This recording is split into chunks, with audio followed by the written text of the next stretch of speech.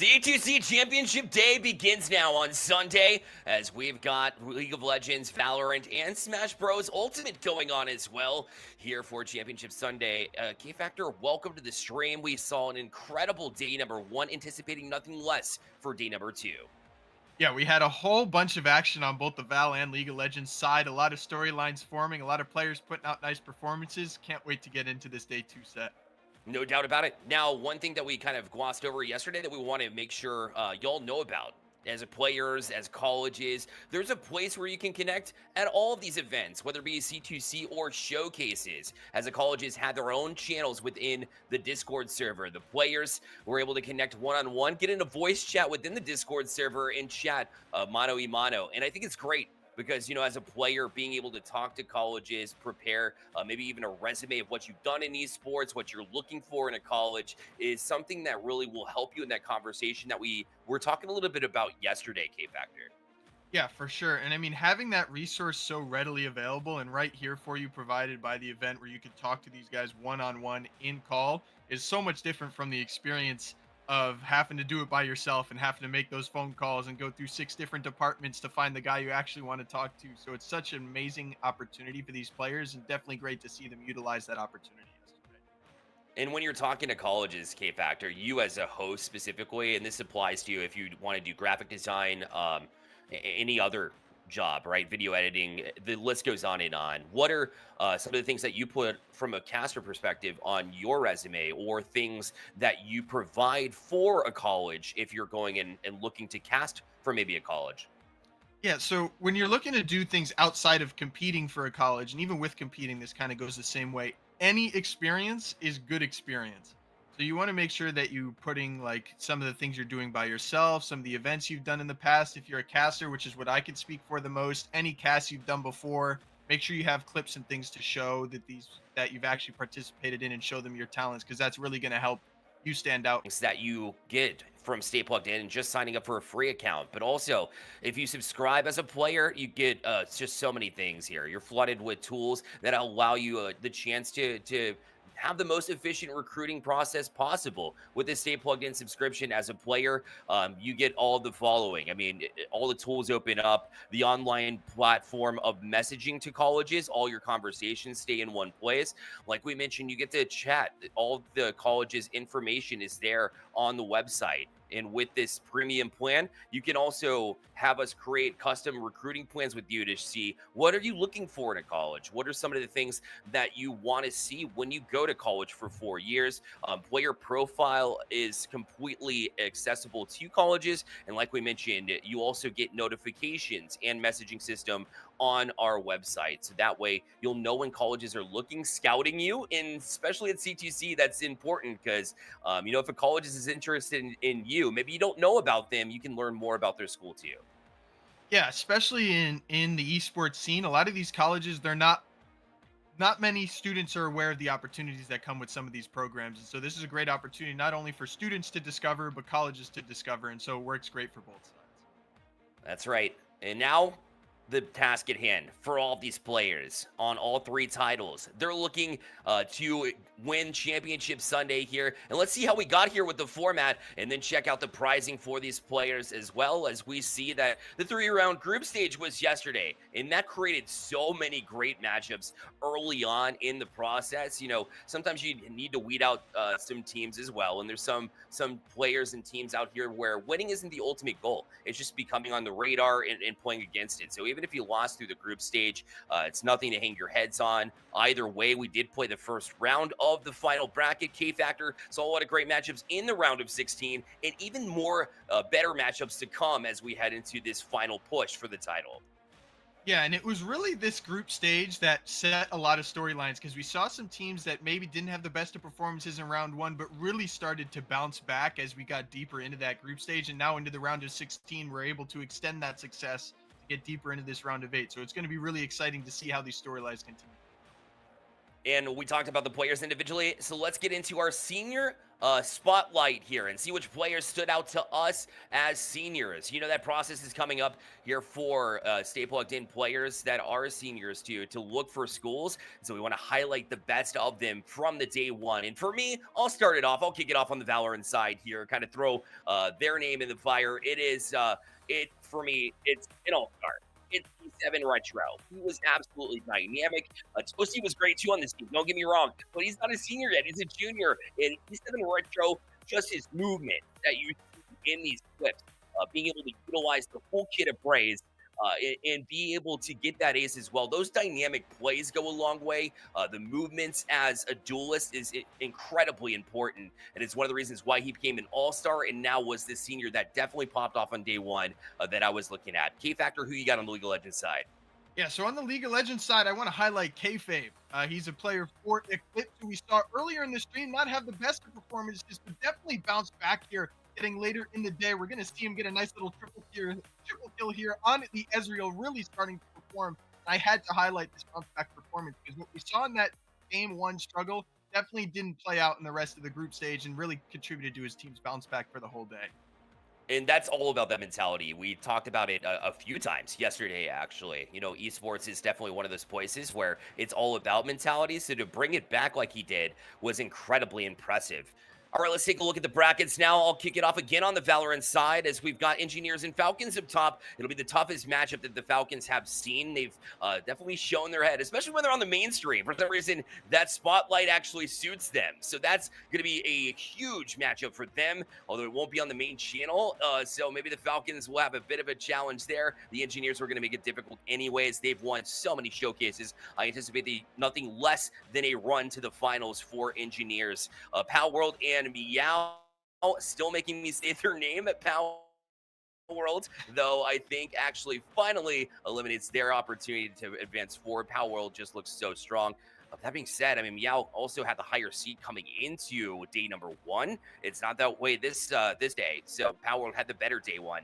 But look out for an upset maybe in that one. RHS Terriers facing off with 1980, and then Bone and Dreamland on the bottom side for a battle towards the semifinals. And I think it's going to be Engineers and RHS Terriers for the finals. These two teams know each other well. They played in the finals of a lot of the showcases, and I anticipate nothing less. But this time around, I think it changes. K-Factor, I've got RHS Terriers here winning over Engineers for the first time. There is nothing like a friendship. And with RHS Terriers, we got to hear that interview, K-Factor, which was Bowie teaming up with Rascal, who's the IGL of this team. And when you're friends outside of the game, it really does go a long way to really build something special, even if you might be outmatched from a talent standpoint, which is minimal at the very most. You can still make a difference when you have that level of chemistry together.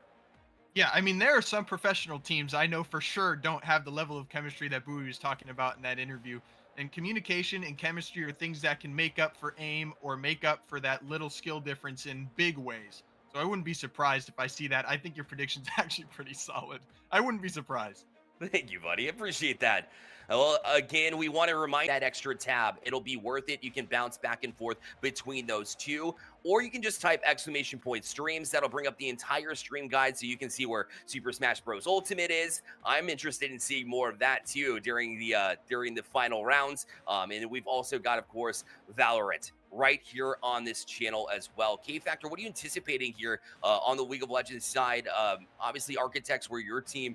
League of Legends has such a dynamic place. And I believe you were looking at Architects yesterday as perhaps being one of those teams that were advancing forwards. When they were on stream, they were truly great. Yeah, I just want to point out really quick with the Architects that in their game we saw on stream, their second one, game 3, they had a 23,000 gold lead at 15 minutes into the game and ended the game 27 seconds later. That might be the fastest actual end game I've ever seen in my life, period. And I definitely have never seen a 23,000 gold lead at 15 minutes. So it was a dominant performance. They were averaging 2 kills per minute just on their team alone. That is the best performance I've ever seen, period, in a League of Legends competitive environment. They're definitely a team to look out for. And if you guys saw that bracket very briefly, that top semifinals match, my prediction is the winner of that top semifinals match is going to win the entire tournament. That's Whether it right. be Redeem Team or Architects, that's who I have. No doubt. I mean, semifinals matchup too. There's so many other teams involved here. We said Architects probably going to be the one to break through. If there were to be an upset, whether it be the top side or in the finals, who are you looking at? Weak side Warriors, 100%. I think coming from that bottom side of the bracket, they had a really strong performance game one, and they went 3-0, I believe, in the group stage. Not necessarily an upset in that regard, but I think going up against Redeem Team Architects NR, they're definitely not the number one. So it would be interesting to see if they go deep into that championship. So day two, all about, number one, creating the storylines from day one, and can we carry over momentum from that day one standpoint? As a player, and as you said you're not as strong of a player as you are in the booth. However, you are a gamer at the end of the day. I think we all are. So what is your mentality going into day two? You just got through groups, you got through a round of the bracket as well. Now you're heading into the final push, and it really takes that strong mentality. But what does that mean? What are some of the things that you're telling your team if you're a leader, or what are the things that you are trying to ensure your team has to get through maybe a round that you shouldn't and push even further into the bracket? From here on out, you have to approach every single matchup like it's a 50-50 matchup. You're in the playoffs for a reason. You know you have the talent to get it down. I always like to say that esports is 50% skill, 50% mental. So if you can keep yourself strong and make sure that you're not letting small mistakes in game really get to you, and just bounce back immediately and keep a strong, confident approach, as in you can go the whole way and feel like you really can, that's going to give you the best opportunities to succeed. And if it doesn't work in the end, you know you went out there and you tried your best. Effort is something that colleges look at. I think there's no doubt, because you can have talent all day long, but I think effort goes a long way. But also, I think a positive mindset will too. It definitely shows through when you're talking to colleges at the college fair. It's also going to shine through in game as well. If you don't get frustrated, if you don't get flustered, and we'll hear from Rascal in an interview, I believe, a little bit later today. And one of the points he brought up was just, you have to be calm in those situations as a leader. Nothing can get to you, because some players, maybe they have the mentality where, or at least they have like a quality of theirs, is being too hyped up in moments when they need to calm down a little bit. They get a little bit antsy to bringing them down as a leader. But also you have those players that maybe don't have the energy all the time, that are kind of like a little bit more low energy, but better support players. And sometimes you need them to get into a mindset of bringing the full energy. So it's all about a balancing act as a true leader. Yeah, and that's something that really will set someone apart from being a really good leader to somebody that can get the job done. Being able to decipher what the individual personalities are, what the best things to do for each player is going to be, so that you can have success as a whole. That's what you really want to work on. If you're trying to lead a team, you have to work on getting to know your teammates and how to have best help them in any environment, in any situation. All right, that'll conclude the pre-show here with us and K Factor. Again, K Factor can be found at twitch.tv/staypluggedinb, as well as the games for League of Legends. The bracket will play out on that side. If you want to see the full stream guide, again, we want to make sure you see it. !streams. You'll need to be here on twitch.tv/staypluggedin in order to get the command to work. But !streams, bring that up, that stream guide, see where your team is playing, even if you're competing in the bracket here today. An ! bracket to bring up both the League of Legends and the Valorant bracket. Those will definitely see if it plays out like me and K Factor anticipated. But again, we say goodbye to K Factor and hello to a new set, as Hail Monkey Man and Pyro J from day one continue into day two. We'll meet them where they are here in the box. Guys. What's going on, everyone? It's time for day number 2, Electric Boogaloo, as we get through the Carry2College weekend, and our side of the world is seeing a little bit of Valorant. Again, I'm Hail Monkey Man. Pyro, we had some awesome group stages yesterday. We're going deeper into the bracket, and as we get deeper, the stakes get a bit steeper, as everyone's trying to, at minimum, make that top 4 and get a little bit of extra cash for this weekend. How you doing, man? I'm doing great. I'm doing fantastic with you, Hail Monk. The thing is, group stage was a great chance to play all types of teams, but after that, the play's over. The business is here. Like you said, single elimination. The players that move on are going to be winning these best of ones, one after the other after the other. And I'm just excited to get down to it, because I know these matches are going to start to be so competitive, especially with the Terriers here at the start.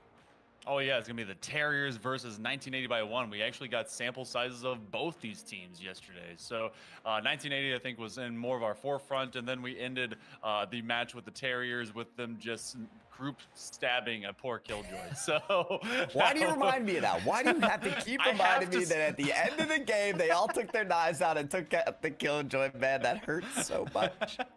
And probably not as much as I hurt the Killjoy, but you know, it's got, have to just remind you a little bit, because we get over the woes and maybe get ready for the woes, because like you just said, it's gonna get more competitive, but I also hope it doesn't get more default, more boring. We saw everyone started going towards, all right, let's play Ascent. I don't want anything weird. Let's play Ascent. And sometimes if you want to lean into something, you end up just going towards the same kind of map. I want to go pretty much everywhere, but this is also a qualification match into the money rounds, because you have the $1,000 at the very top and the 500 and the 250. So this is where things start to get a bit more nerve-wracking, especially for these high schoolers. And we just heard from K Factor about how important it is to keep those nerves on the down low. Mentioning things like, hey, Rascal, will hear an interview from them later. This is a player from the Terriers that says that, yeah, keeping the nerves down is really important. Consider some other things outside of the techs and the mechs, and that is just the camaraderie on the team. I remember an interview from Bowie, another Terriers player from yesterday, who was saying, you know what, yeah, like, we are committed to the game, we love playing the game, but at the same time, these are also some of my best friends right here. Like, this team is made up of 4 seniors of the Terriers. They're all about to graduate, and they just love competing together. Sometimes it's that passion, you know, Hail Monkey Man, that can push you right over the finish line.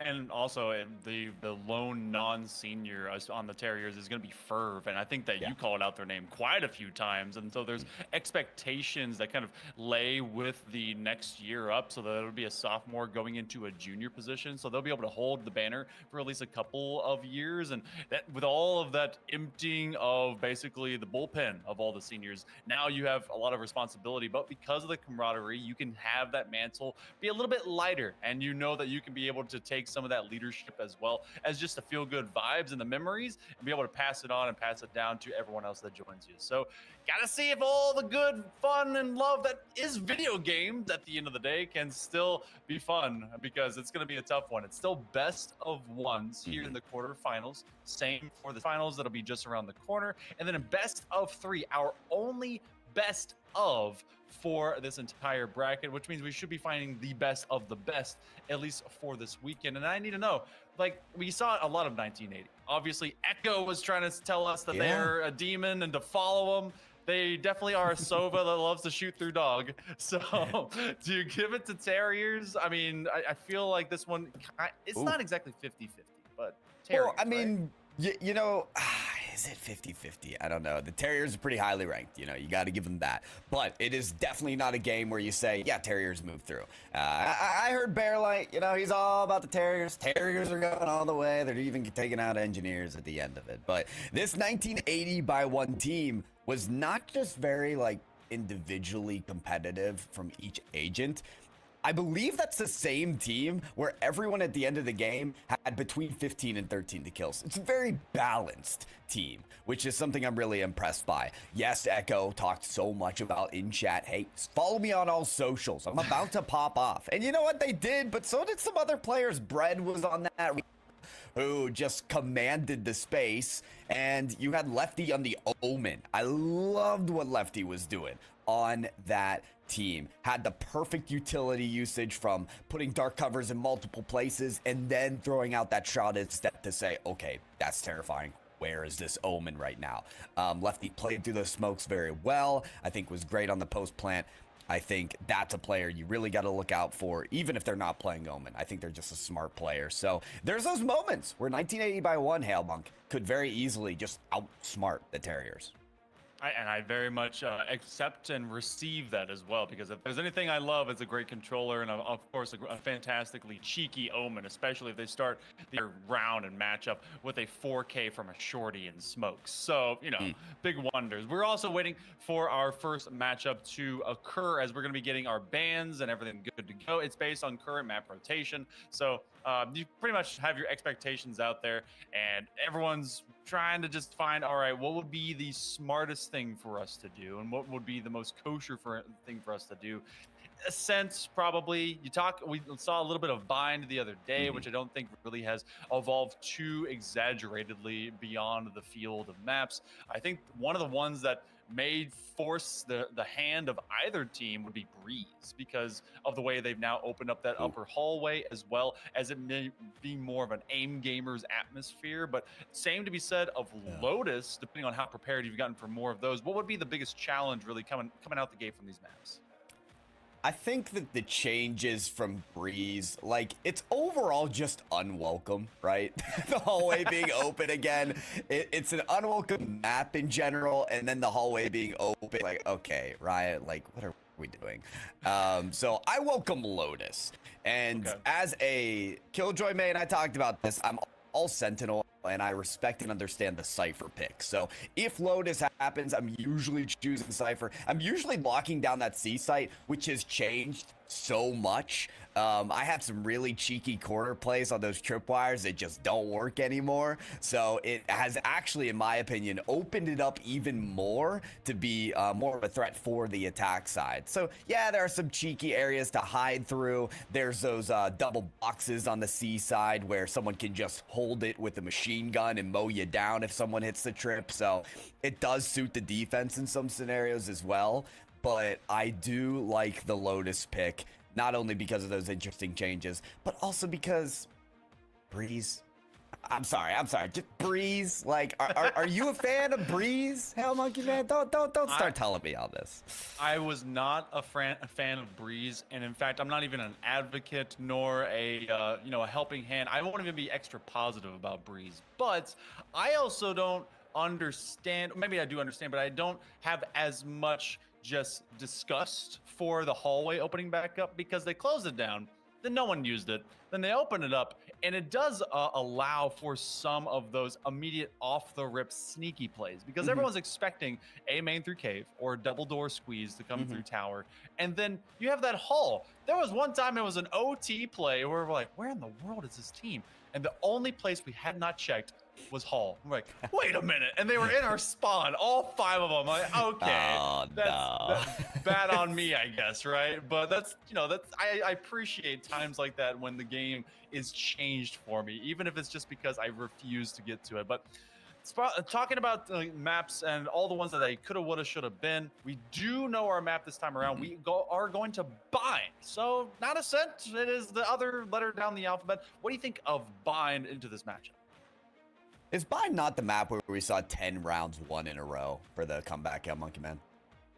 Was it that one? That was Magic and Miracle? Yes, it was. That was Bind. Yeah. So we already know what Bind can be. It is the comeback map, apparently, the redemption arc. So we could very well see a situation. Got the RHS Terriers versus 1980x1 in this matchup, where one team starts out strong and they just can't hold on. The attacker side is begun by the RHS Terriers, and they've got, so we've got a Raze who is pretty much a shoe-in. Of course, apparently not for 1980x1 as they go for the Yoru, but for Bind, it could be a really explosive entry there. I'm excited to see how Cypher plays with that Gecko of Verve, who we talked so much about when we looked at 1980x1, or the Terriers. But let's look, Hail Monkey Man, at 1980x1. Surprisingly, we've got a couple Geckos on the screen.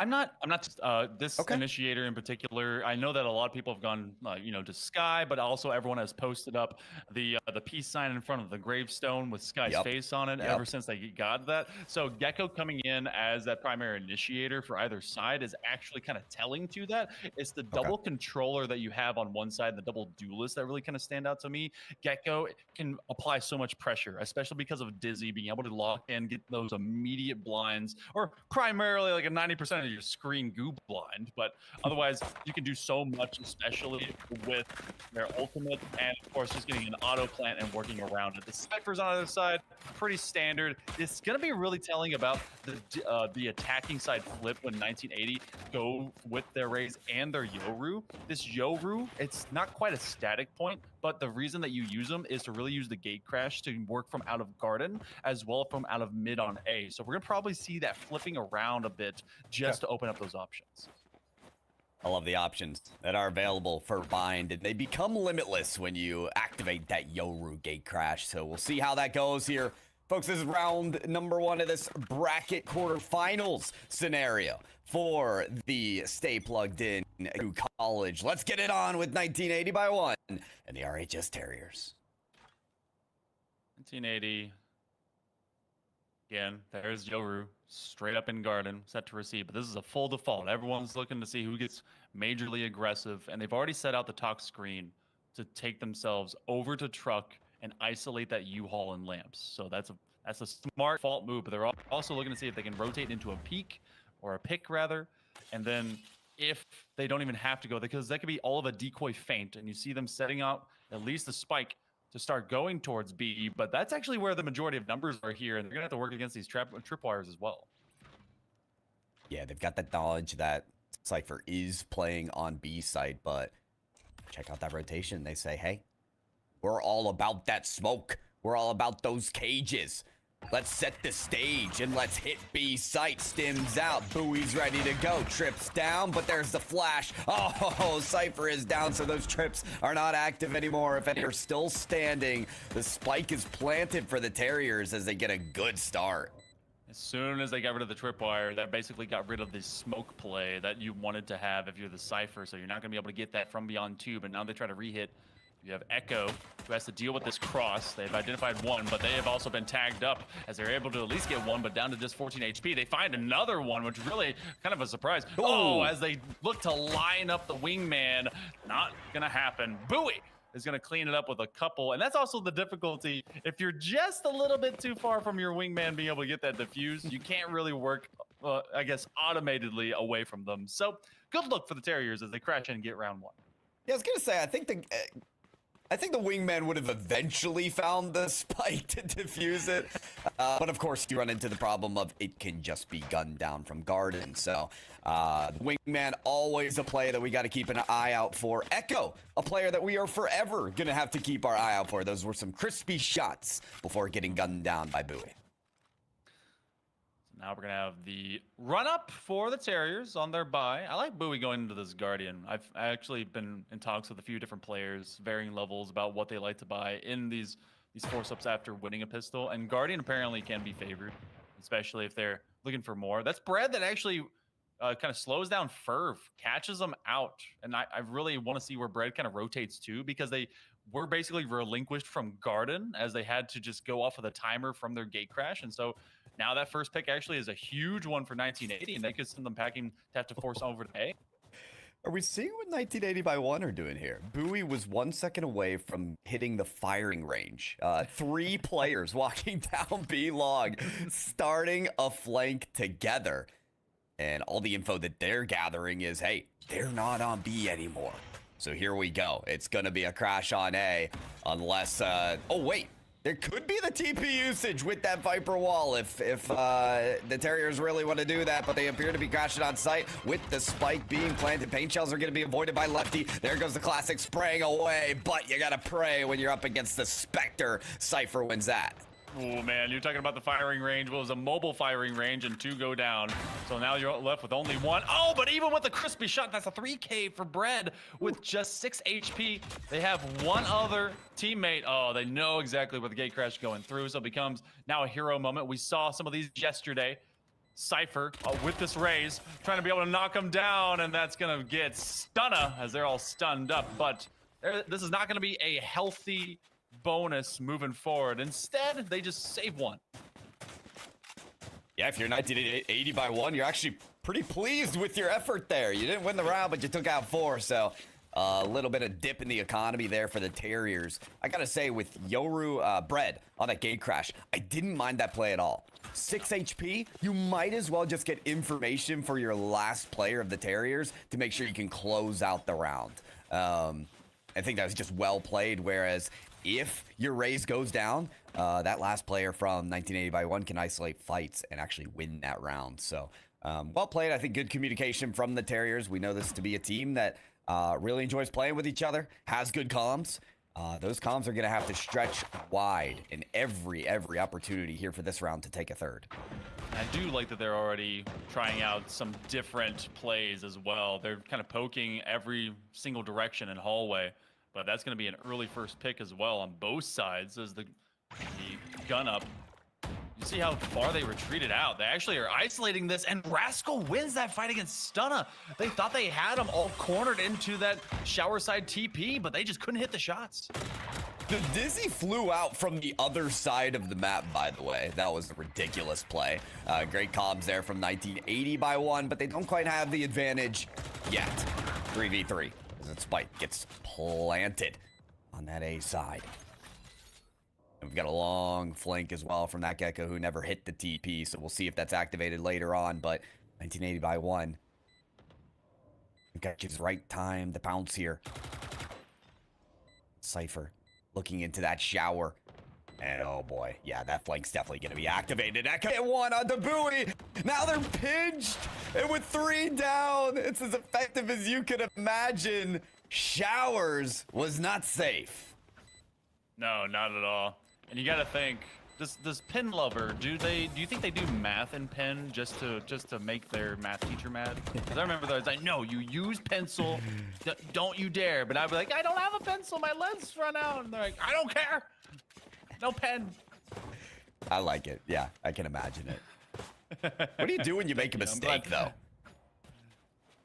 You make a line through it and you move on. You know, I don't have enough. You just scribble sheets of paper for that. That's the one thing I had. I had way less pens and paper. I had more, or I had a lot of paper, very little pencils. We should have made a team. Could have combined our efforts. That's why they have group, projects. That's right. I guess. 1980 finds their first, and Lefty finds their first as Cypher goes down. That's a very impactful duelist that's able to create so much. But 10 HP, that's the call up. As 140 is going to be what damage has been done, and that's actually going to be a big push onto B, as it's completely free and wide open. It is indeed. They got their kills the way they needed them, and that spike is not yet planted. Okay, there we go. Buoy posted up on this box. Let's see if anybody coming in from CT. But at this point, you can pretty much lock down with that Viper's Pit and work around that. Stunna has a boom bot for some visibility into that pit. They're going to climb through. Almost got a stun Gecko, but not going to get there. Echo manages to get right back up with Bread, take them down. And there you go, 1980 by 1. Find the defuse. That pit did not stand. That's it. The reason that worked out is because the Thrash got used by 1980. They were able to use that ultimate onto the counter Gecko, who was staying outside of the Viper Pit into Garden. So they isolated them, and that's going to be basically an ult. You actually still have now the Thrash online, along with the Orbital Strike, 2 very strong ultimates for post-plant, as well as even pro-plant if you want for the Terriers. But they surrender the first 2, or they get the first 2, and then they surrender the next 2. A pretty traditional concept, I'd think, here, Pyro, but based on just repetition. But Terriers are going to be on a much lighter buy. They may actually incur those ultimates. In fact, they are doing so right now, but Thrash is put down. Was that a stimmed Thrash as well? I think it was. Nice shot there from Rascal. Trading out their teammate of Cypher to get some distance into Lamp. Stunna poking through Lamp with a couple shots there. Blast pack to deny the spike attempt. It's not quite there. Oh, Stun is at a cheeky angle here, but so is Pen Lovers. Takes one down, and through the TP, they will relinquish the rest of the Terriers. 1980 by 1, getting some great round wins here.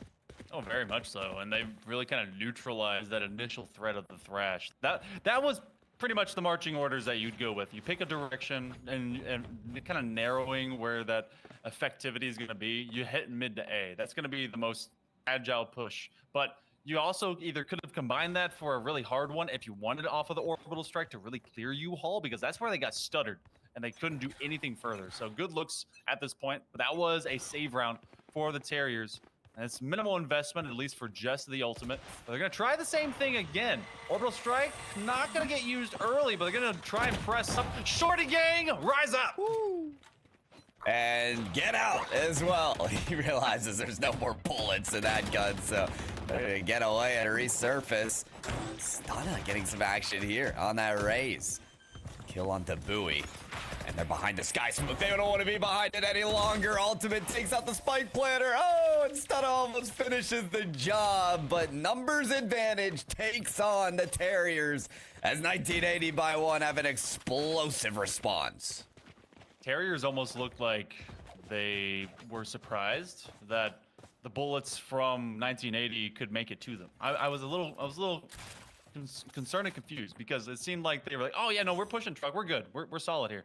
You don't have the Sage Wall. You don't have anything of like hard structure separating you from Terriers, or rather from 1980. Just that smoke. And, yeah, they're like, oh yeah, this is fine. No, it's not fine. It's not at all. And 1980 very patiently receiving everything they're pushing to the truck, and they were able to hit him with the mosh pit and just really kind of laid him out. And I'd argue that, you know, it's patience in the right form, because that was a spring jump approach back over to the Terriers before the spike was even planted. Yep. They committed right onto that assault, and it worked fantastically for them. Oh, that's info from Pen Lover, but you got to be careful here, Bowie. There's Lefty chilling and guarded very sneakily, and 2 quick kills for the advantage. 1980 by 1. TP taken out. Oh my god, the decoy working wonders for Bread. That's 2, maybe 3. Oh no, the flash helps him get out of the situation. And what a surviving tactic from Toyin. They'll get 2 before the rest of the crew comes through. It's both surviving in terms of jumping around and just taking away at least the easy headshot, but also it's shaking around saying, no, not like this, please, no. Oh, wow. All right, so they send the Doppelganger, get a great flash, and so far Brett is actually showcasing they've done a lot of mech study when it comes to Yoru. If you do that on Bind, if you make that agent pick, you better be like very well prepared. And so far, they've really showcased their versatility. This is like you said before, when we were on Ascent, they were on Reyna, so they go for comfort pocket pick agents that can get a lot of this kind of lethality that you're not ready for. Showstoppers, anyone ready for? They're straight into the muzzle of the beast. Cypher takes down their twin. It was a cheeky flank through Shower here. And Cypher doesn't imagine that there's 2 of them. But yeah, they had pushed all the way through and given up sight completely. So, I mean, that kill in Shower could springboard a retake effort, especially with that flash. And you ask for Yoru to know their business, they certainly do. Out of the dimensional drift, they get 1. But 1 left on either side. Bowie with the ultimate set, ready to go on the post. They don't imagine that Pen Lovers is pushing this immediately in 1980 by 1. Take another round. This is incredible. From a team who is not favored in this round, and for a map that typically goes for the attack side. The typical is no longer typical. You're getting so much value out of what Bread is able to do. They use the dimensional drift. They hit the blind as the orbital strike was also chasing them from out of lamps, so there was no comfort position. They hit him with the shorty just as they round the corner. And so far, it has been a disposition for the Terriers that are trying to go fast, but they're getting rocked faster than they can respond. And, you know, poor Cypher, they had, and when I say Cypher, I mean the Rays, because there's three Cyphers out here. You were asking for how can we have 3 Killjoys, but this is how we have 3 Cyphers. But poor on them, they had no idea there would be a second person right outside the shower. Or on the Cypher, they just spent like a full 5 minutes getting their setup ready, and now they're going to A site yet again for the Terriers. That's probably why they're going A site, because that B site is so difficult. But proving that A site is difficult as well. One agent down, excuse me, for the Terriers. But I think that is Echo hanging out in Lamp. Trading backside, but Bowie strikes them out. This finally could be the comeback round for the Terriers. Unless Lefty makes that difference. Gotta push out of the smoke right now. Gets a headshot. Oh, but 2 more to take on. And it's just too much. Bowie finds 4 for the Terriers win. Finally, Terriers are able to stop this streak, Pyro. They got 6 in a row before Terriers found at least 1 to stagger them. Lots of cash on their side, and now let's kind of see what that ult looks like. You have the Viper's Pit up again. Orbital Strike, because they kind of played with the timing. They're like, there's no way that they're sitting on this, right? They're pressuring me. They actually have that in their back pocket. So they could use that to clear U-Haul if they decide to hit A again, which could be the audible now that they're going to B. But they are leaving 1 behind. That's actually going to be an anti-flank position if they leave their Viper there. But it looks like they're going to just go rejoin the fold. They've been conditioning 1980 with this talk screen placement. Yeah, not just the toxic screen, but hitting A again and again and again. I mean, that's why you see numbers on that A side, but there's the wingman. There's the orb. I mean, what else do you need to hear if you're 1980 by 1 to be convinced of what the Terriers could be doing? Of course, that TP option always available. So you got to make sure that you spread your team out. No matter what. Thrash available here. Don't forget about that orbital strike and maybe the Viper's Pit. If they get this plant down, Cage is put up. Oh, Cypher ready to do some damage with this Judge, but it's not going to happen. Pen Lovers! What? 4 kills until they get taken down by their doppelganger. It's Toyin with that kill, but Bread cleans up. That's the Cypher you want on your team. That's the Sentinel you want to hold your site down. Man, I feel bad for the Raze Cypher who was trying to pop through window. They jumped very high, and I don't know if they were trying to turn themselves into a purposeful pinata, but they definitely became just something that really was only going to spit out candy. And the sweets were very much acquired by Pen Lovers as they get 4 out of the 5 there in that round. 1980 bounced back in a big way. We're in the penultimate round of this first half. So you talk about it kind of being relevant to maybe the attacker's side. I'd say that defensively, it can go obviously either way. I see 50-50 into this, but this is going to be a difference of ideals going into the next half. Echo already gets rid of Toyin, so that's more of just your anti-flank sort of agent, but that's still huge value that you get off the board first. Certainly is. I think 1980 by 1 working with advantage on the guns right now as well. So as Terriers take this default, it's not really a bad look for 1980 as well. They should win these gunfights. Yep. Taking them 1 by 1 by 1. 1 left here as you have this Viper waiting, watching. Rascal coming around. I think we are actually hearing an interview from Rascal later today, so maybe we can hear about play like this. And maybe we won't hear play like that. I don't think they're gonna want to talk about it. What can you do with a 1v5? And now 1 round to go in the half.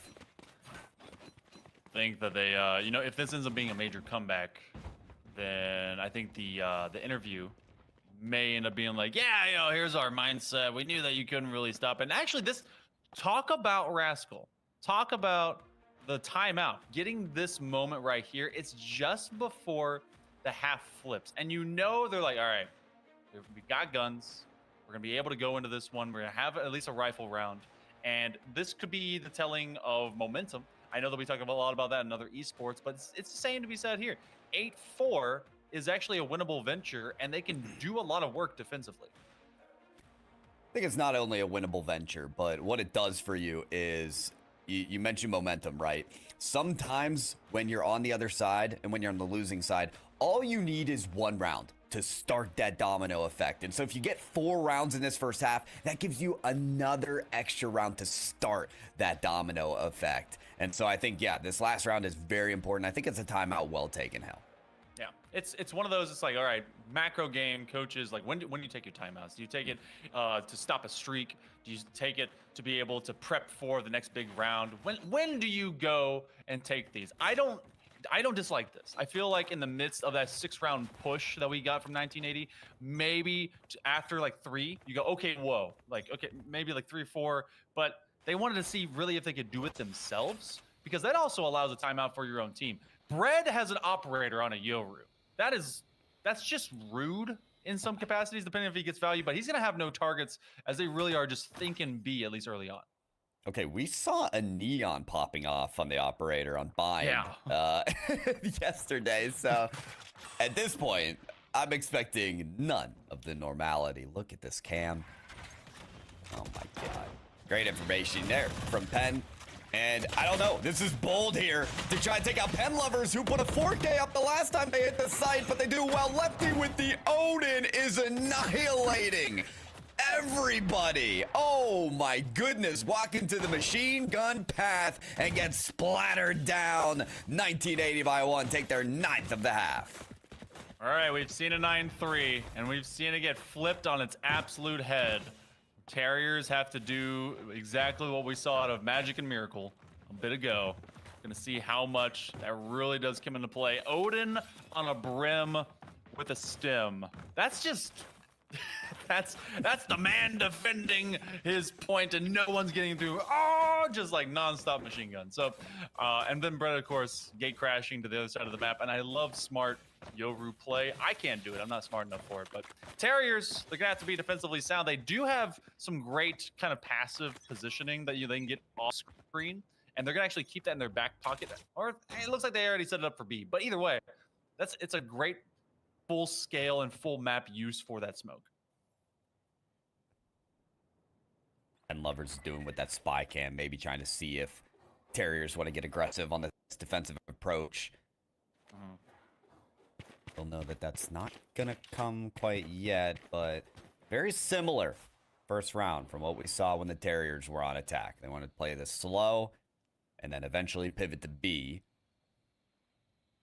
Question is, does the Cypher on the Terriers hold it down just as well as Pen Lovers did for 1980 by 1? We're about to find out. Stunna might just walk into this strip unless they are more keen to it. Slaying all the way across the site and across and through the head is the shot from the ghost of Pen Lovers.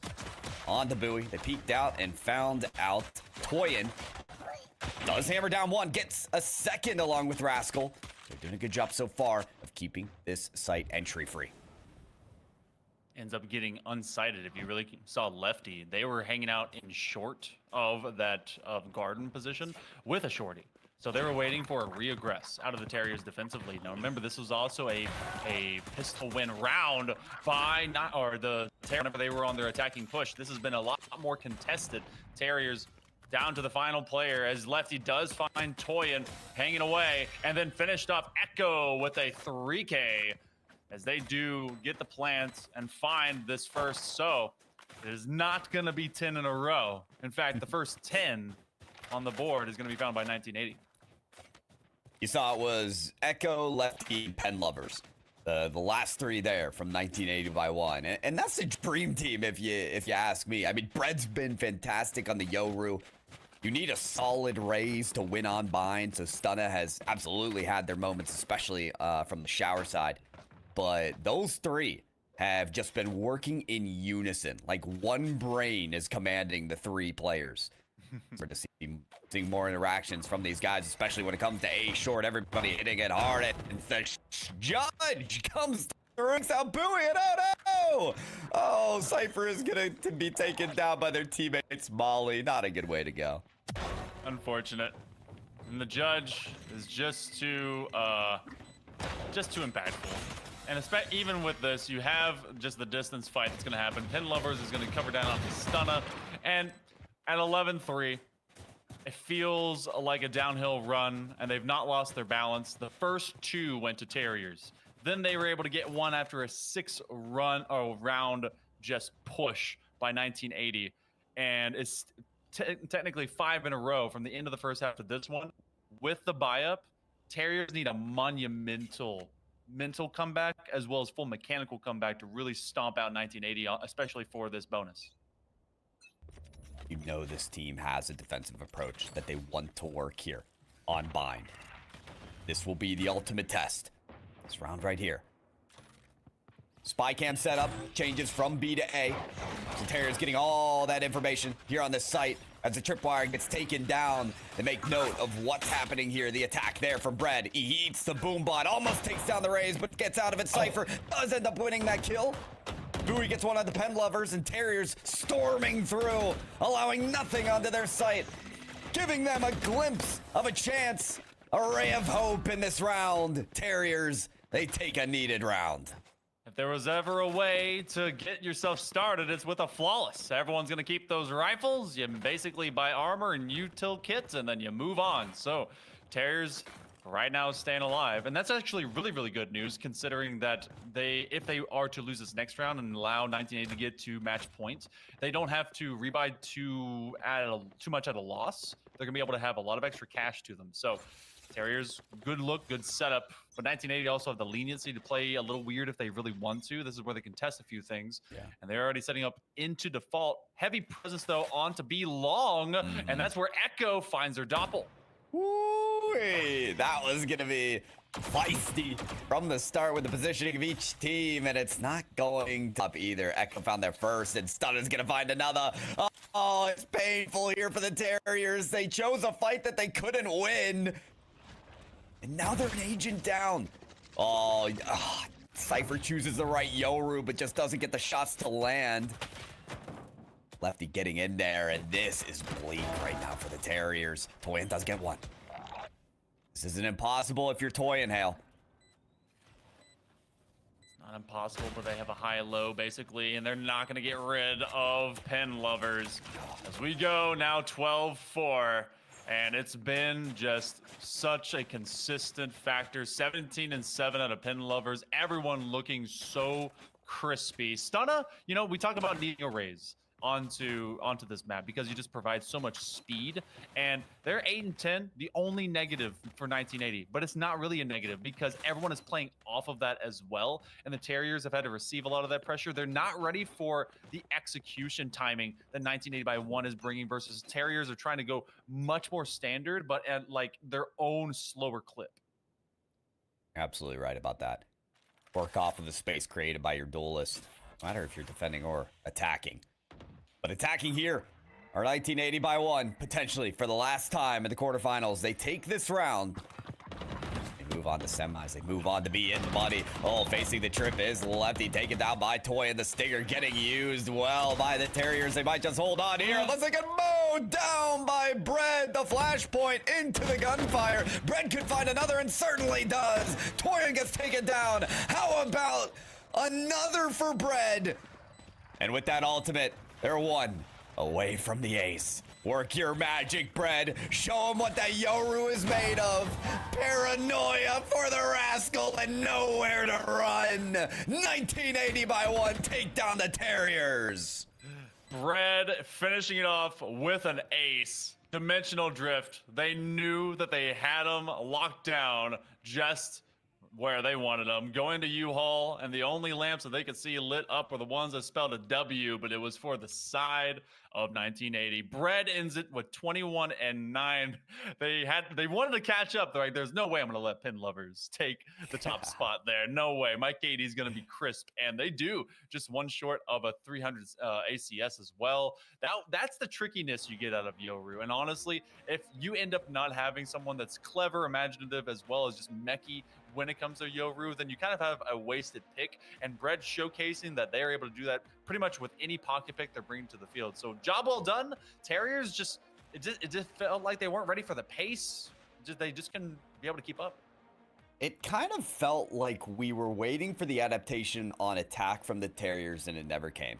The Viper Wall was put in the same spot on the A side again and again. A side was a crutch so many times for this team because Pen Lovers, anytime B side was an option, was mowing them down. And that just creates a very situation for the Terriers in which even if you make an adaptation, away from what you normally will do. Is it the right choice? And so credit to players that you mentioned, like Bread, like Pen Lovers, like Lefty, again on that controller again and again for this team. Personally, I can't wait to see more from 1980 by 1. We had seen so much of this team, and that's why Hail Monkey Man, at the start of this, we said, this is no for sure bet for the Terriers. 1980 by 1, they're coming in swinging. And everyone needs to be reminded that Bear Light picked this team to win over the Engineers. So that ended up not being correct. So unfortunate. You know, I've swung for the fences and I've been wrong. He swung and apparently didn't turn on his monitor at the same time. So Terriers are going to go away, and 1980 will be moving on into the semifinals, which means they've guaranteed themselves no less than at least a $250 of our current Carry to College weekend prize pool. And, you know, we're going to give some love over to Bear. He's going to be seeing this as much as we are. Bear Light, my man, you know, sometimes we can't all pick them the right way, but tell us about how you've picked the wrong one this time. Well, you know what, Hill Monkey Man, when I said let's get this bread for RHS Terriers, I didn't know that they were getting the bread that was across the way, man. Bread just absolutely dominated there. So credit where credit is due.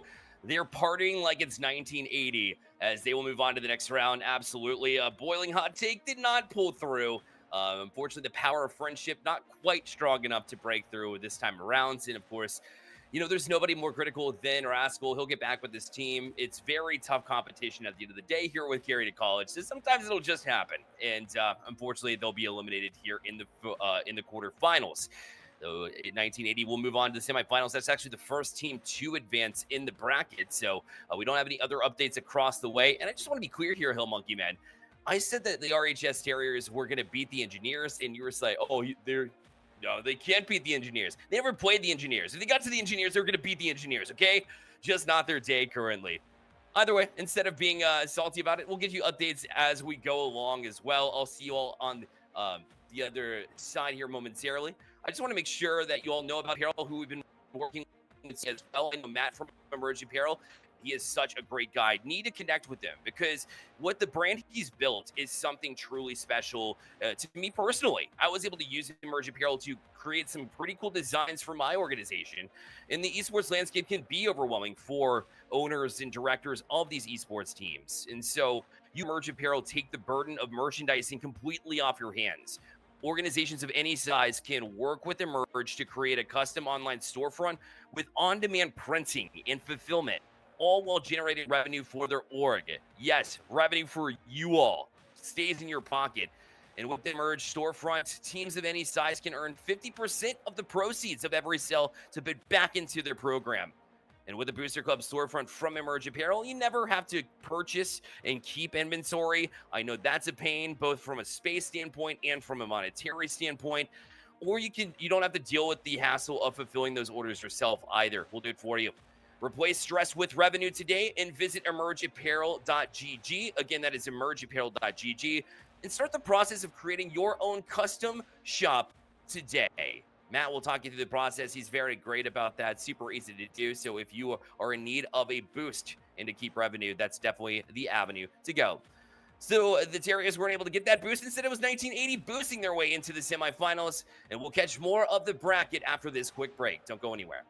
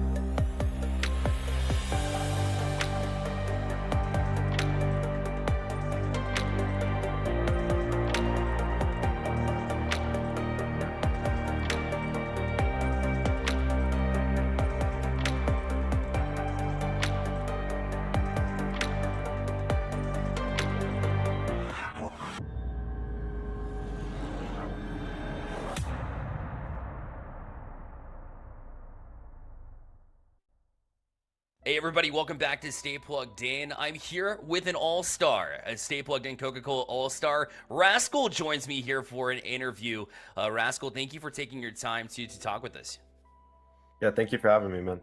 Absolutely. So you were an all-star not too long ago, named in December. Also hit the top 2024 list in October. So it's been quite a few months for you. Can you describe your the past few months? Yeah, ever since I joined with my high school team, we started competing, it's just been crazy. Like my life has actually changed so much. Nice. What are some Like of the things that you noticed that are different? I started playing this game not really thinking too much about it, just trying my best to play ranked, and then I see there's high school tournaments, so I join them up with my team. And then we start winning and qualifying for these lands and top 24 in the nation with my boy Bowie. It's just crazy. Yeah, and we got to speak with Bowie not too long ago because I know he's on RHS with you. And he was Yeah. saying that it helps, number one, that y'all are popping off. That number two, y'all are friends outside of just the Valorant team too. Can you talk about what that relationship is like? Yeah, so the four of us, Poyen, Cypher, me and Bowie, we're all seniors and we've all been best friends since 7th, 6th grade. And Ferv, he just joined on the team a little while ago, when he was a freshman, so he's a little younger than us. But we got really close with him pretty soon. But yeah, it helps a lot to because I know them all the back of my hand, so it helps being an IGL. Definitely. In fact, leadership was the next thing I was going to bring up. So perfect segue. Now, rolling into All-Star Weekend, there's so many talented players, but also with RHS, there needs to be a true leader within it.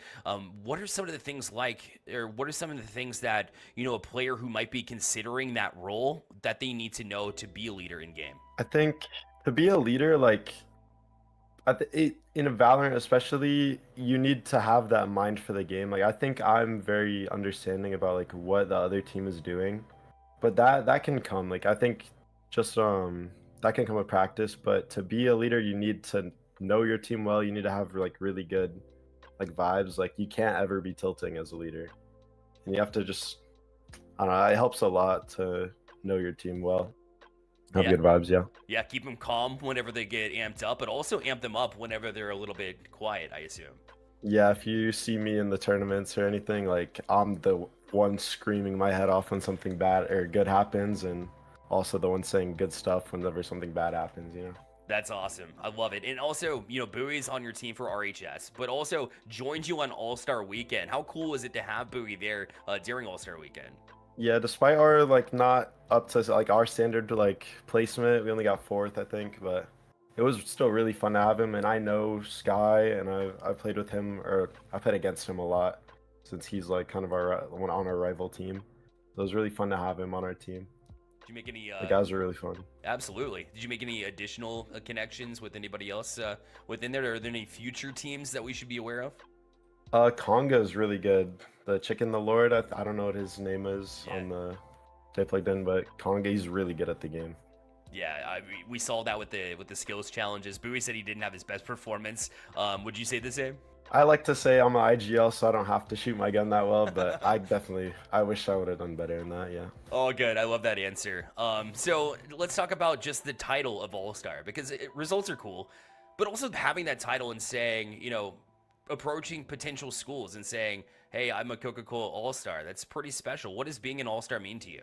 It feels really good because I've been trying my hardest for the past 3-4 years playing this game, and then now with Stay Plugged In, I can compete against other people my age and show how good I am compared to them, because it was very daunting trying to get into the scene as a young player when I'm playing against all these tier 1 pros who have been in the scene for years, and I'm only new to it.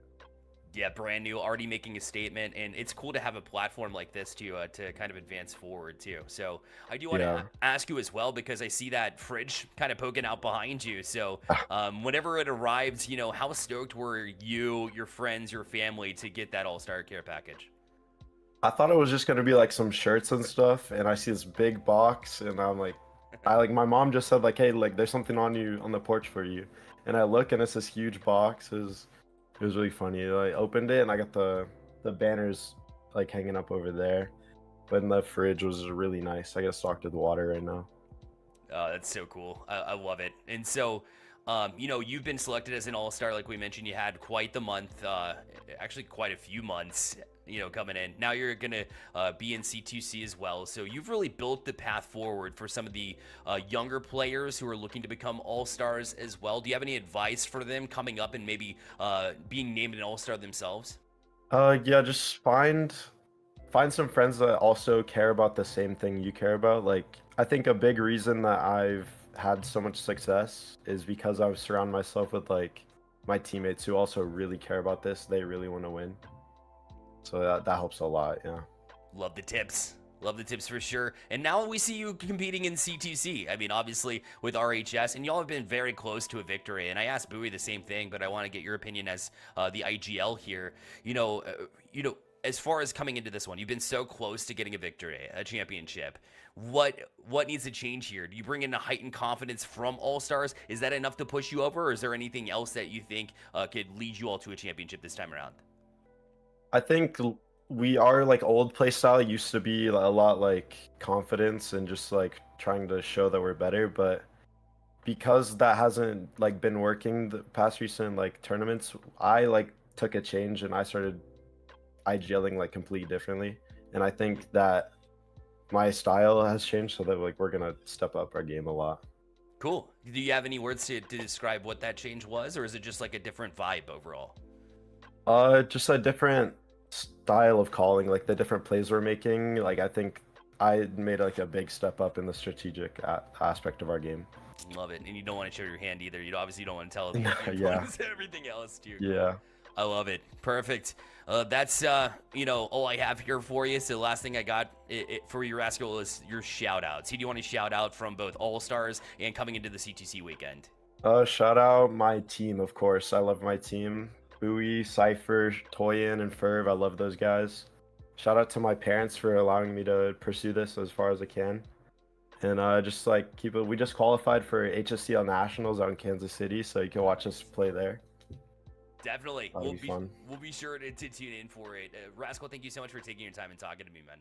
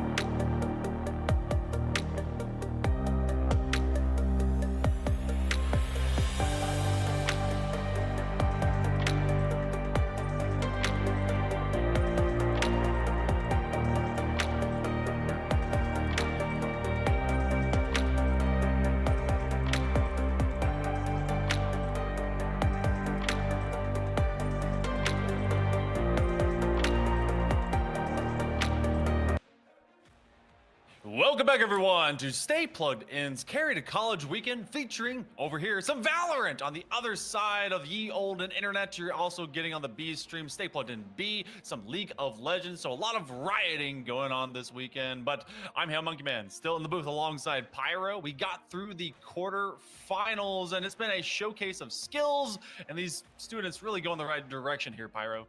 Skills might pay the bills, as now we're finally in the money of the top 4, but there's some other areas in the Stay Plugged In network where you can make some money as well. A tournament coming up here, folks. It's the Stay Plugged In Showcase Series kicking off with Valorant here of 2024. This is going to be March 16th, so mark that on your calendar. That's a Saturday. It's next chance to show off your skills and compete for that $500 prize pool. You can see it right there on your screen. Signups are open right now, so go sign up, go register. StayPluggedIn.gg.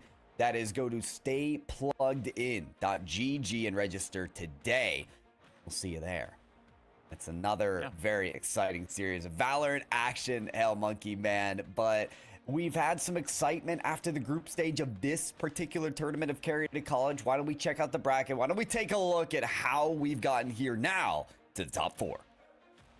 1980 by 1. You got to see how they just never really let the Terriers get it. So call it an upset or just call it a dominant performance on Bind. They move on. Bone on the other side, just underneath them, will be their opponent as they take out Dreamland 13-3. The Engineers, they took care of business as well against the Falcons. And the one that I think is the most notable will be the one that we're immediately going to jump into is Pow World and the Comeback City, baby, as they take out Meow. No longer will Bearlight have to pretend to be a cute little kitten, as Pow World were down 11-1 in the first half on Icebox. They then went 11-1 on the second half. It went to double overtime, and they're able to take it to move on into a face-off with the #1 seed of the Engineers. What a gratuitous amount of resiliency, and just what a momentum shift. Poor Meow. They were like, where did it all go wrong? I mean, they were up 10 rounds. That's more than the 9 lives you'd expect from a team like Meow, and they still lost every single one. When it's double OT, ended up losing that to Pow World. I gotta say this, though. Hail Monkey Man, the first game that we saw was from Pow World as they took on Spire Academy yesterday, our first round matchup. We didn't expect Pow World to win, yet that's exactly what they did. They are on a tear in this tournament to just do the unexpected. So this will be the ultimate test. It's probably felt like a boss battle for every single round for them, but this is the ultimate boss battle of the Engineers. It is a tough road ahead for them. It's not really a reward here to go to the top 4 and then have to play the Engineers, but with people like Glory Chan on that team hitting Glorious Minds, hitting insane shots, and then Jack we've seen on that Yoru, like those to me are the 2 players from Pow World I'm really excited to watch.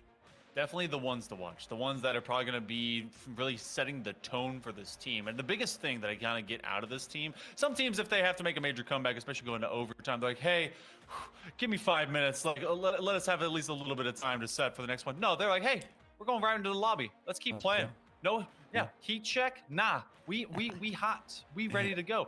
And just like you were saying, they have to go not into a reward, but now into another challenge, from an 11-1 deficit into a double overtime win, into the #1 seed of the team that's expected to take it all in the Engineers. I like the perseverance, and I like the mindset that we can get out of this squad. So we're going to be covering this one. We're going to be getting our bands in here just in a moment. And of course, the winner of this moves on into the grand finals of this Carry2College weekend, which then can fight for either $1,000 or $500. You still get to walk away with cash no matter what from this semifinal. But with the way that Pow World is playing, you know they're vying for the top.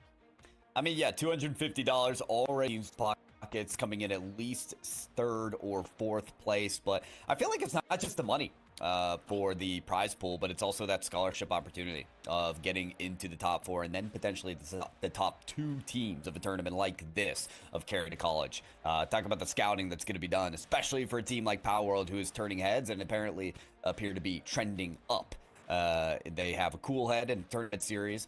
Obviously, they have the clutch factor when they turn around an 11-1 comeback in their favor in double overtime, and it's just a team to watch right now. It's just undoubtedly a team to watch, and they're about to go against their greatest foe now next with the Engineers. But Monkey Man, we've spoken so much about Power World. We've seen a lot from Power World, from this top team of Engineers. Is there anything you're particularly expecting, whether it comes to holding their ground as the top seeded team, whether it comes to a particular agent or player that you want to see from these guys? What are your thoughts when it comes to the Engineers?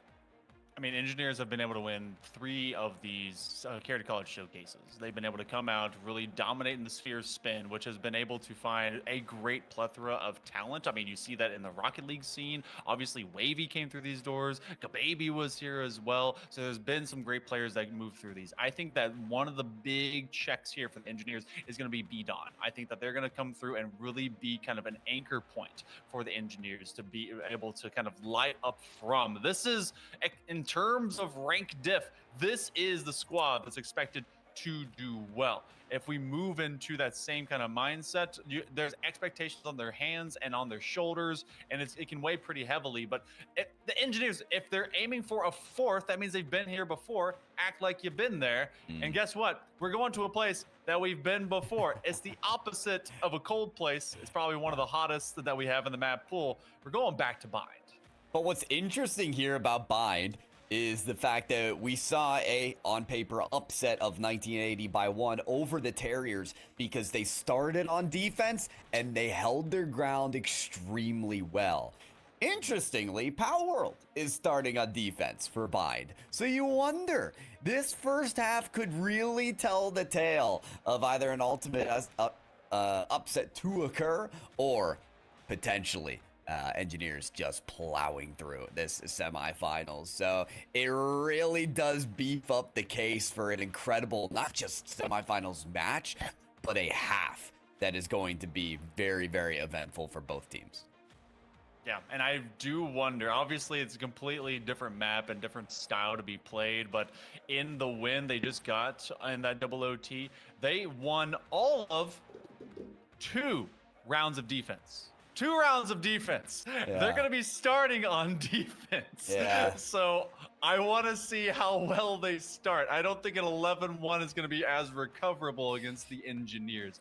But I'm ready to be wowed. I'm ready to be seeing this semifinal. And if there was ever a place for an upset to occur, we'll be seeing it here on Bind. If that were to happen, that means both the number 1 and number 2 seed were to fall. But I'm not trying to speak it into imaginations and into actuality. I just want to be able to see a great game. So our first semifinal, also, we have the other one going on across the way. Kind of blind pick into it. I've not seen anything out of Bone, but if we get a chance, we're also going to be seeing 1980 by 1 take on Bone. How do you feel about 1980 with how controlled they were on that previous map? To me, 1980 are your team that's going to make the finals. Obviously, that's tough to tell, as I haven't seen Bone yet, so they could very well make it, and I can't wait to see what they're going to offer. But to me, 1980 have, again, I've said this before, they're the steady hand of this tournament. They are such a cohesive unit. You see especially Echo, Lefty, and Red being those kind of last 3 in the round that just work in unison. They work on one mind controlling those 3 agents. I imagine the comms are firing at rapid pace, sort of like how I think it was Lefty on the Brim was firing an Odin that was stimmed. That was rapid fire. That was rapid pace. This team just kind of knows how to lock in together. And I think 1980 can take that. However, you know, if Bone takes it, then great. I get to finally see that team on the stream for the grand finals. Hail Monk, are you feeling the same, or you're not taking 1980? You liking the Bone factor? I mean, you know, 1980, they're, again, up against a pretty decent squad. I would say that I do vibe with them a little bit now, mostly because we've seen how well this identity of the team has kind of come together. I feel much more sure now, recognizing where some of these plays are coming from. I think Lefty, if they're not the IGL, then they may be IGL adjacent. I think they set themselves up to be really guiding that squad and architecting some of the successes that they had, not just onto Bind, but all over the course of the entire weekend. So I believe in that squad. Bone, though, this is a tough squad, and I think they're named after one of their players in Bones. So maybe that's going to be the big case, and maybe that is in fact the number one player for that squad in particular. But you know what? We go into it. They're arguing about servers, making sure that the ping is right. So I think blind guessing, or at least blind attribution to what we know about agents. Do we stick into any kind of Yoru play, or do we go much more into either double control or double initiator? What's your comfort zone for Bind? That's really tough. We talk about how important defense is going to be, right? You can't, at this point, they've already proven that they can only take one round of regulation and then still make the comeback for overtime. But like we said, that's going to be way tougher on Bind. So maybe you orient yourself away from that double duelist. I don't pay too much mind to that when it comes to Bind. For me, information is always key. So if you're going double initiator, I don't think you're going to have much of an issue. What I did have an issue with was just Viper as the lone controller, though. So if you are going to go double controller, maybe don't just use Viper, because that toxic screen on the A side, it can play into a good A take or hitting that TP, but after that, it kind of crumbles. You don't have a Sage Wall to get the plant down, and you just get surrounded by your opponents. So finally, we are into that agent selection, folks. We talked about it earlier. Power World is defending first. So that's Power World on the left-hand side, and that is Engineers on the right-hand side. And we got a Sky pick. Again, I love Sky on this map, but we talked about it with that one less of the guiding light. They'll have to utilize that flash very methodically. It's going to be, do you recondition a team about it being used early, or do you try to kind of stagger it using it late? We're actually going to have a Sky on both ends, as we'll have double duelists on both sides. All right, this is Bow on the Jet. Jack, who you said was going to be a very impactful player, and I really, really agree, is going to be on that Yoru, and that's against, again, a defensive side starting point. Glorious Minds, who we've seen be such a thriller killer onto that Raze. That may be the diff right now. Yeah. Glorious versus Majestic. So Raze v Raze battlement, and otherwise everything is the same. The key difference is going to be that duelist between the Yoru and the Jet. So interesting to see such comparable comps here. It's hilarious too, because I was like, double duelist, I'm not so sure. Both go double duelist, so it does sort of favor the map that is Bind, that can be so attack heavy, and you want that attack to work as dominantly as possible. So wow, that Jet and Raze combo, Power World have a lot to deal with to take out those blast pack maneuvers, those wave dashes into sight, combined with those cloud bursts. It's going to get ferocious here on Bind for the semifinals of the Carry2College tournament. I'm ready to get into it. It's neat how we've seen Glorious Minds come into their own, especially now getting a wallbang headshot. They get rid of Bow. And that's honestly going to be such a boon, because they don't have the just kind of utility cloud burst to work and walk their way in with, but they get fast and they're going to move their way into mid A. And otherwise, off of the swing from Showers, now Majestic gets rid of their double ginger, but Jack finds a trade as they put out some pressure from that Molly, having to use the overgrowth. B-Don was an impactful player in that previous quarterfinal to just basically run over their opponent in Falcons. But now they're kind of trapped in a corner, looking for when they have a chance to plant.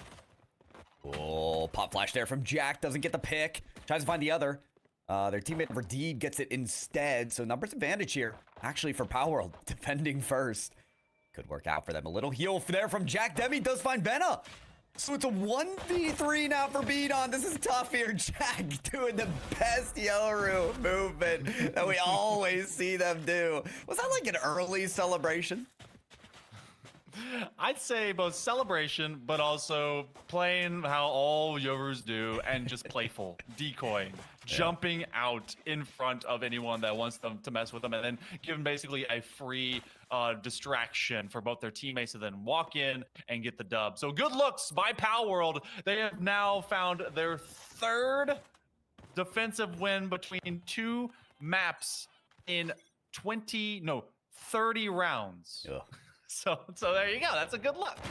They won the first round, and you just like described them as bleak as possible. So like I love that. Woo. Well, the outlook's gonna look bleak when you're going against an outlaw in the first round and a couple bulldogs. Yeah, these rifles making a complete difference out of this round. Now you have Potato Tap. Poor Potato. I mean, you got a classic. You're up against bulldogs and outlaws. This is tough. You might as well throw the gun away and just ask for a knife fight. Yeah, I was about to say, just slash all knife fight mid, please and thank you. You know, they may honor it, but instead it's gonna be a flawless round. We talk about how the outlaw is the save round slayer. Really is just, you can't do much if someone's gonna hit their shots. I'm pretty sure the same conversation when we saw Jack on it was Sunset. And we're like, hey, what can you really do with this? They were on A, and they popped 2 shots. They did the same thing here on Showers. I swear. It's just a bit deja vu. We're just changing the setting. I mean, it might be deja vu, which is Jack just popping off again if they continue to act how they are. But talked about defending here on Bind being a big test for Power World. Well, the test becomes its ultimate form here. They are... Oh, did they get spotted by that guiding light? I don't think so. So No, good work maneuvering around that. You saw the whole team huddled behind those boxes. So engineers obviously watching, waiting for that guiding light. Interestingly, Power World moving off of that B side, now rotating right back because they see that trip fired away. And you gotta wonder, the engineers, they're ready to prowl right onto that B side. Gonna try and push Cloudburst. It's gonna be the sacrificial jet that you move into backside. Potato Tap is gonna find Demi from distance, and Demi really has been a demigod at times, depending on how you get him. But this is a blast from the past of a bonus round for Power World. See if they can hit their shots through some of these blind sky smokes, and there is no flank play. They're gonna go for the blind side, see if they can be able to find them, but they are just stuck in this corner. Glorious Minds goes down. Redeed is trying to redeem what's left of the squad, at least take as many of these guns off the field as they can. They're gonna have to go into this cross position. Mia K from the defensive side spawn, but they're covered well by Vena, who's over the top. And Hookah, they get 2 guns off the field, but the engineers are able to architect their way into a teammates. Wow. Mia K finding that headshot, but not the kill. That one's tough. And then trying to spray that Spectre from distance. Definitely isn't gonna work in that situation. So the retake runs dry for Power World as the engineers get their first round on attack. And for the engineers, this is where you want that snowball effect to begin. All got rifles, a couple guardians in the hand, full shields if you're looking at the engineers. But Power World investing fully into this round, probably winning in some gunfights if you look at a Vandal compared to a Guardian, as long as engineers are missing their shots. So it may just come down to some of these long distance 1v1s as we get started on the Shower side. That's going to be very first tap contention here, Pyro. Jack already taking up position as Shower has been a mainstay for pushing off the engineers. They want to get that ult orb, and they also want to just not allow them to have initiation through this outside swing. Jack never leaving that crosshair placement. Val has lost that fight now 3 of the last 4 rounds when they've tried to push Showers. Shower denied. No access. They've got the caution tape up at the door saying, hey, it's being renovated. All right, so stop back another time. It seems like B short, that hookah area is going to be the next hit, but does Vena realize that Demi's just holding this position? Has to now as they take the shot over there long, so immediate trade comes in. You're going to see that Sky still hold down hookah, but B hit is definitely the idea. Redeed has a chance to do something very funny right now and turn around right on the engineers as they do not expect them out there. Jack's on the backside, but there's Redeed. Find that kill, maybe onto Nuts, maybe onto somebody else. Blast Pack is out. Redeed is actually smoked out, but Mia K finds a kill as well as Glorious Minds. Redeed's never needed as the rest of Power World comes into succession. Redeed, no need, but they could have been there to be the great anchor. Instead, just walking in through Sky Smoke. Power World makes sure that the first buy up, or I guess the second buy up out of the engineers, is now going to force them into a rocky boat. As Power World, this was their buy after a failed bonus, and now they kind of get to run ahead of it as an update from the other semifinals. 1980s evening things out with Bone 5-5. So I mean, your expectations for 1980 to be in that grand final, they're currently getting very scrappy on their current match. Scrappy there. Could end up scrappy here as well. That was 3 straight round wins that 1980 had to get to tie it up. And it may be the same for Engineers if they allow Power World to take this win here. Boombot is going to do some damage, but not as much as Jack and Radid will. Here from Guard, and Cloudburst is out, trying to move through it. There is Jack, but getting taken down. And a frenzy kill for Bao will even out the agents. Engineers remain and may just upgrade some weaponry as well. Man, that's unfortunate because they were hoping the blind side through that smoke would actually get them a great engagement, but they ended up kind of half blinded on their teammate's Cloudburst. So, or I guess rather against the Cloudburst. That's not their teammate, that's the other side. So actually it ended up working out for Bao. So, you know what, I have to kind of sometimes say it out loud to get my thought processes going. Same thing maybe for the Engineers, is they're thinking, all right, we have the ability to rotate off of here. We've given no audible intel, but look who's lurking over in showers. If they do so, they maybe have been thoughtful of this. They're trying to draw the Power World to go over to A so they can crush onto B. Yeah, TP is always a good look, but you have to understand that Engineers and Power World, both teams are going to be keen to that play. Demi still holding the site. Wow, tapped in the head by Potato Tap on that Sheriff. And guns are still good, but Orbital Strike is there right on the site. It's not going to take out anybody, but it is going to delay that potential spike plant that still needs to come for Engineers. They put it out. Oh, but the Boombot and Miyake take down the rest. No spike plant is going to happen here. Engineers, they give themselves the best opportunity to win that round, but come just short. You know, whenever we talk about Raze being a necessity here on Bind, it really does also come down to one of their most just nuanced as well as just basic utils, which is their paint shells. And it takes away so much of that B position, especially from the backside of site, that it's so effective at just kind of rending you from the rest of your HP bar, especially they've done so much damage to the Engineers that they try to enter in long B. And so great looks. Jack is going to get a wall bang after Demi is laid low. They are one of the sole survivors now, as you actually have them know and Redeed. They're trying to hold down Hookah, and this is going to be a great position to be able to get this retake, but the Neural Theft is in fact online. Glorious doesn't want to give themselves up for free, and they throw out a showstopper to no avail. Well, they decided it was going to be a retake, and it's a stormy one as well. Cabbages are out. Dimensional Drift there. There goes the gate crash and a kill as well. Jack is putting in work here to hold down that site, and they've got just about as much as they would want, but Bao with that Blaze Storm could be the difference maker for Engineers. Gets one, but needs 2 more. How about a second? Find that third Bao. Close the round for the Engineers. Give yourselves a chance to come back. Bao. Take a bow, man. Getting the right click at the very end with all 5 knives left online. Getting rid of Glorious Minds, who was trying to check 2 separate directions, but they left themselves left side too exposed. Engineers, Pyro, that came down to the wire, came down to the last player, and really could have come down to them sitting on the bench through these first 6 and a 5-1. Instead, it's a different venture in Power World. Because of the loss, they're finally going to be on a save round. It's been a long time since they've had to actually kind of wait on getting their next guns, and that's going to allow Engineers to really press the issue as they are loving B. B is hot right now, and so is Long. Engagement sure to happen. Jack's the one holding that as well, so you know he wants to take that fight. Meanwhile, Glorious Minds and Miyake are already down here. It's a teleport surprise as Demi trying to put an end to the shenanigans, but they'll be ended instead, and so will the hopes of Power World.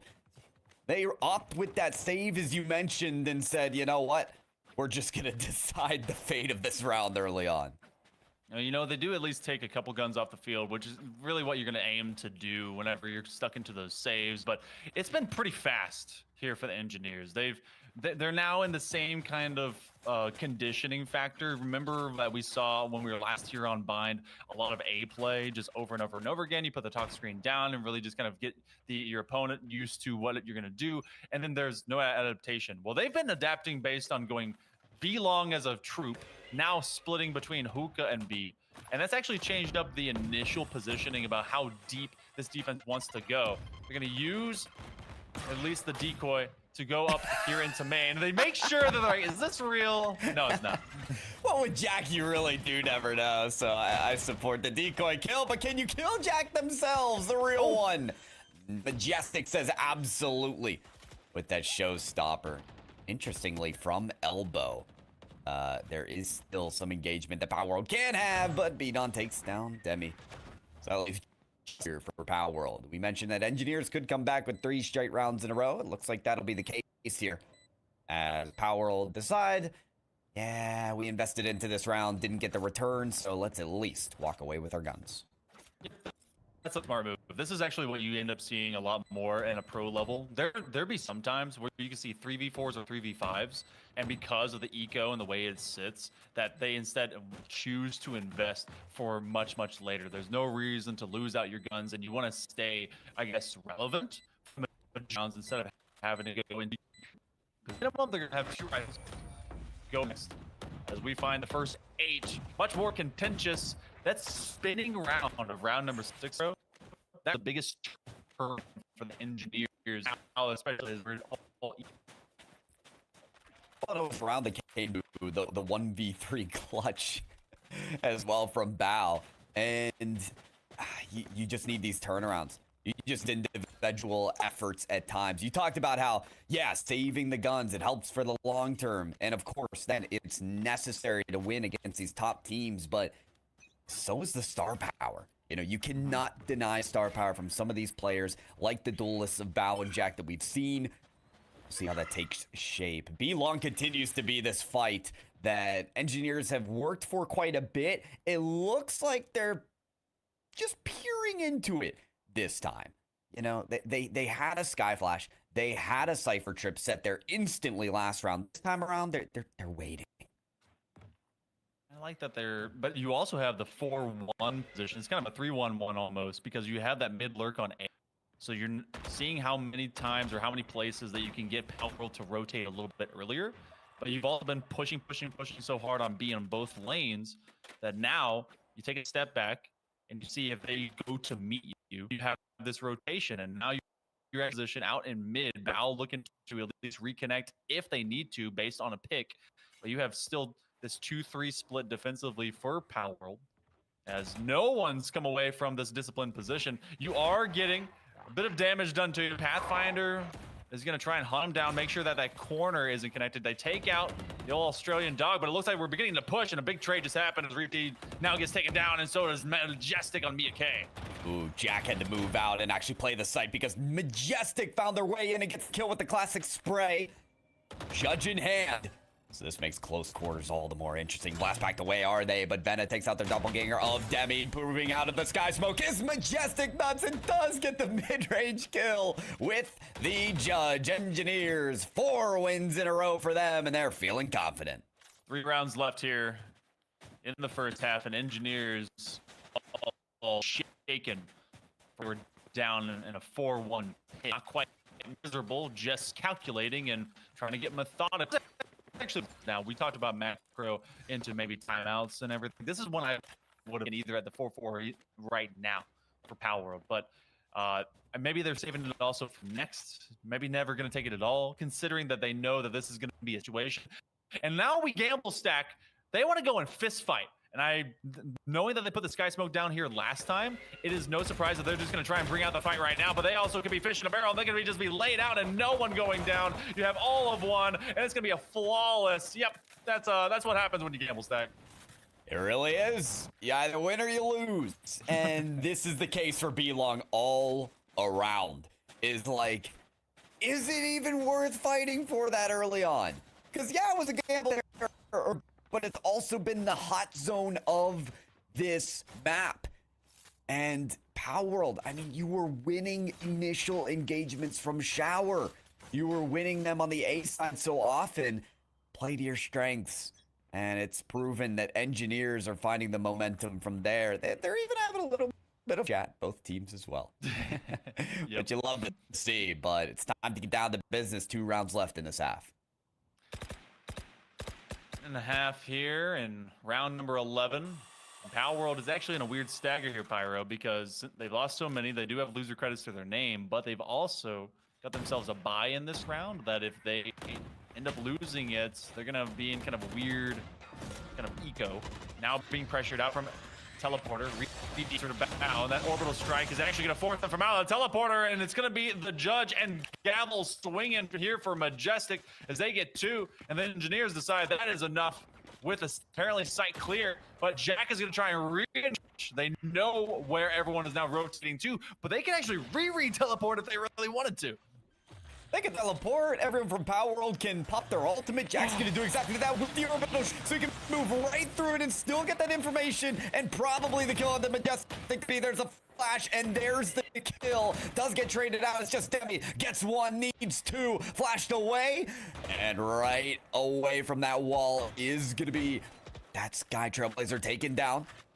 Weapon there. Uh-oh. It doesn't have bullets. Still need to reload off of a cage. Activated, sprayed through the cage, still trying to clear all the angles is Demi, and then quickly because this fight is down past the boxes they are, gets that initial kill, wants to spray on the trade angle, but Potato Tap plays it well, ups for the wall bang, and Engineers continue their streak. Never completely spin around the box, especially whenever you can defend so well from just behind it. They get that plant off, and they knew that they could play the sky as bait, but it ended up being just a try that was too far. Oh man, good looks by both squads, and that's unfortunate for Power World, who's been trying to bounce back ever since not being able to secure that 6th round. And at this point in time, Engineers have found themselves with 6 in a row. They're looking to make this 8-4 half. Power World gonna be a lopsided bye, and like you said, they've not really worked well from their shower position, but that's because they've been stretched and pulled over to B. Vena does find Glorious Minds early. That's not one you want to lose, but Jack then trades them out. Jack's been dominating. I've loved this position all along, but what can Majestic do moving in the shower? No, stop fighting Jack in shower. Come on. I just told Engineers this, and they're still fighting it. What are they doing? But I'll tell you what they're doing. They're moving on to that B side, which Jack may be keen to, moving towards. Now that dash ready to go at a moment's notice. You expect the crash to happen now. There's the engagement. There's the start. Again, still, that's Cypher playing on the elbow side, so can't get the kill. Well, definitely on the headshot from the Bulldog, taking out the Cabbages and the Guiding Light. There's the dash into the Cloudburst. Still, 2 Yorus to take down, takes down the wrong one. And that is a mistake that you just can't afford. Power World on the crashing retake, finally take a round. Was playing into a haunted house, and they had no idea which ghost or which thing to shoot at. They threw out their own Cloudburst. They trapped while inside of the tube, and then they had to deal with a decoy, and eventually they met a Brim who was like, "What are you doing?" and just put him down. So Power World, they finally get a 5th after surrendering 6 to the Engineers. Engineers will have advantage working here into our second half. Defensive makeup, I mean, these are both teams that are basically the same, save their duelists of Bao or Jack, of the Jet and Yoru respectively. And I think we've seen Jack just be able to be feisty. I want to see how that works here on this attack. And especially on B site. That's going to be the hugest question mark is, will the Cypher of Engineers really hold this site to a point where Power World cannot even touch it? Or will Power World find their way around it? Obviously, that TP is one way to do it, so Jax can activate that now. Might have a chance to actually TP there, though, but of course, faking it just to keep Engineers on their toes. But they'll see that he's still in Garden, so they can play this patiently, pop some shots. Bidon gets the first on the Jack. Bidon was apparently one of the big heroes in their quarterfinal matchup. I wouldn't say even hero. They were just very kind of in control of everything. Bao ready to receive, but it's going to go out to Shower and Potato Tap, making sure that anyone wants to go through there is Shower's going to have hot feet. So now they have to re-navigate, and that's actually provided a lot of time for the rotation for the Engineers to prep. I think that this corner may be it, and they're actually going to click straight to the Nog and make it 2, and Majestic clears out the others as they never had a chance to even get to A site.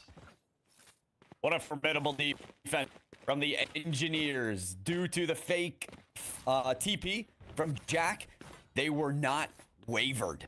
And then there's the TP onto the A side, the whole team. And unwavered they are once again with the Sky Smokes and the Molly to block off the initial entry onto A site. They had an answer, they had a response for it all. It's a tone setter of this half for the Engineers. Engineers prime to at least get to 9. Power World are gonna just bumble together. Looks like they're gonna try and force Bow off because they just run it up and B long. They're just gonna try and take fist fights over into Garden. It's gonna be a rotation here. B-Don's trying to run away if they can. Vena's able to win a couple big shots from Mia K in trade. Glorious Minds goes down. You got a stinger, you got a lot more bullets, they can move a lot faster. The key thing here is about who and what the field. It's Bow, still on A. They could rotate out, and it looks like that's going to be the first option to do. In fact, the TP comes through, and now they're going to be meeting against this Jet. Mia K is at least going to get one ult orb. They would love to have that orbital strike, but they're going to be taken out. Outlaw is going to be brandished, and Mia K is going to fall. This really isn't that bad, too, for either team. Yeah. I think the Engineers are happy, obviously, to take the round win and not suffer too many losses. But for Power World, you not only get a couple kills, you also get that last orb there. So it's all about that investment for later. With decisions made for me to save for the next round if they have to. And Power World obviously preparing for this one right here. You got to remember, NJ had the advantage, was over, also lost the first 2 rounds. Case for Power World, and to turn it around.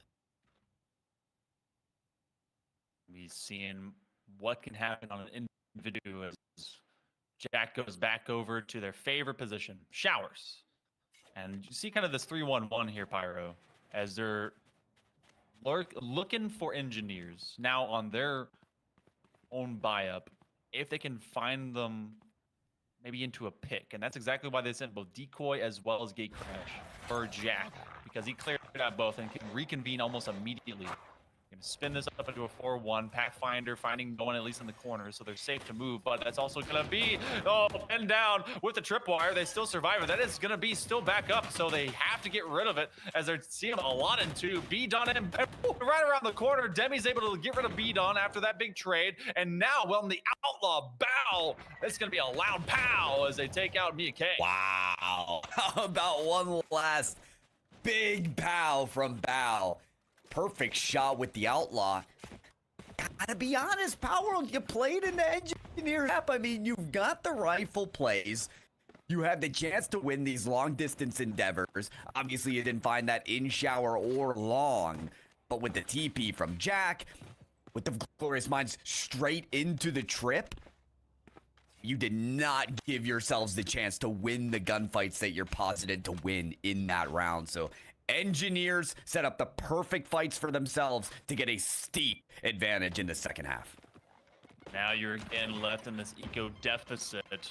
Again, who's left is Bow, but Jack wins that fight off of a Sheriff. Potato gets rid of probably one of the most impactful players that you have out of Power World in the form of Demi. And now Jack wants to go to work. They're going to hold down that hallway, but Glorious Minds is going to try and hold this one down underneath the light of lamps and get a weapon upgrade. This one's looking a lot better, Pyro. It's strange. Power World actually fights better when they're in these more uncomfortable situations. Whoa. Okay, B-Don doing it on the flank, though. This round isn't quite over. Engineers, oh my god, B-Don, another on the Jack now. As they're crashing through, and they've got everyone stuck in lamp here. And I think they know that. They go for the pitch, and B-Don just takes care of business. On the flank, 1, 2, 3, 4 to take Power World out the door. Wow. You know, I said B-Don at the beginning of this, and really it's great to see the star power players come in and start doing that work. And again, it's catching Power World whenever they were on that high and then laying them low. What a absolute spin of events, because that was Power World, what, in a 4-3-4-2 advantage, and then off of the flank they grabbed the first 2 and then both stuck in a bad position. You had them on the guiding light blind as well. Oh boy, Engineers now only 2 away from making a grand final. That's star power we were talking about earlier. I think from the Engineers, Majestic shows exactly why that is possible. Jack finally loses a fight, and Shout is held on well by the Engineers. A couple really disappointing rounds for Power World, and they need some type of resurgence Little bit of info there to tell Power World there's one agent on A, so they're gonna have numbers. If they hop on to B, Neural Theft's gonna tell you exactly where everyone is, especially the fact that somebody's hanging out at Garden. Demi moving through their cage to get into that site, trip down, but can they get the spike down as well as Engineers look to crash on this B site? They're very concerned about out in Garden, but they TP away. So now you just got to be ready. You put the tripwire out as well. They have the tag onto him, and the Pathfinder's going to get the stun. That should be a free dub as Demi does get rid of their doppelganger. But Bao and Potato Tapper up.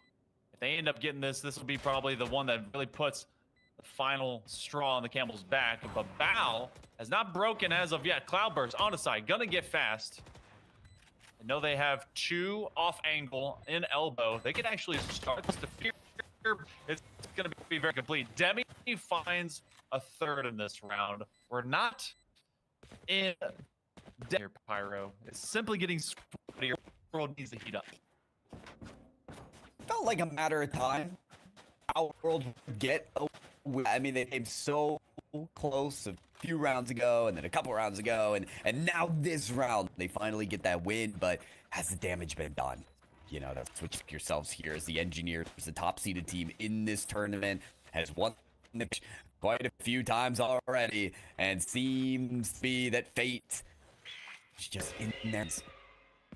Directs for them. How about Jack directing the effort drift to get all that information into sight and say, hey, yeah, first part of sight is clear, so hop on in. Orbital Strike's gonna clear out even more space as Jack hides in the smoke, and the plant's down quick for Power World. Yes, it is, and Brim survives.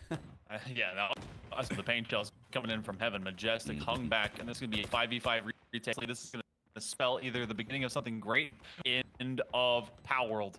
Engineers want to see what they can do for this re-engagement. They already put a preliminary blast pack out to try and engage from that smoke. They actually kind of use it to get their boom through. Jack Majestic and does the same thing to Bao. That high investment with 3K to bead on star power or not, Jack is hitting their shots.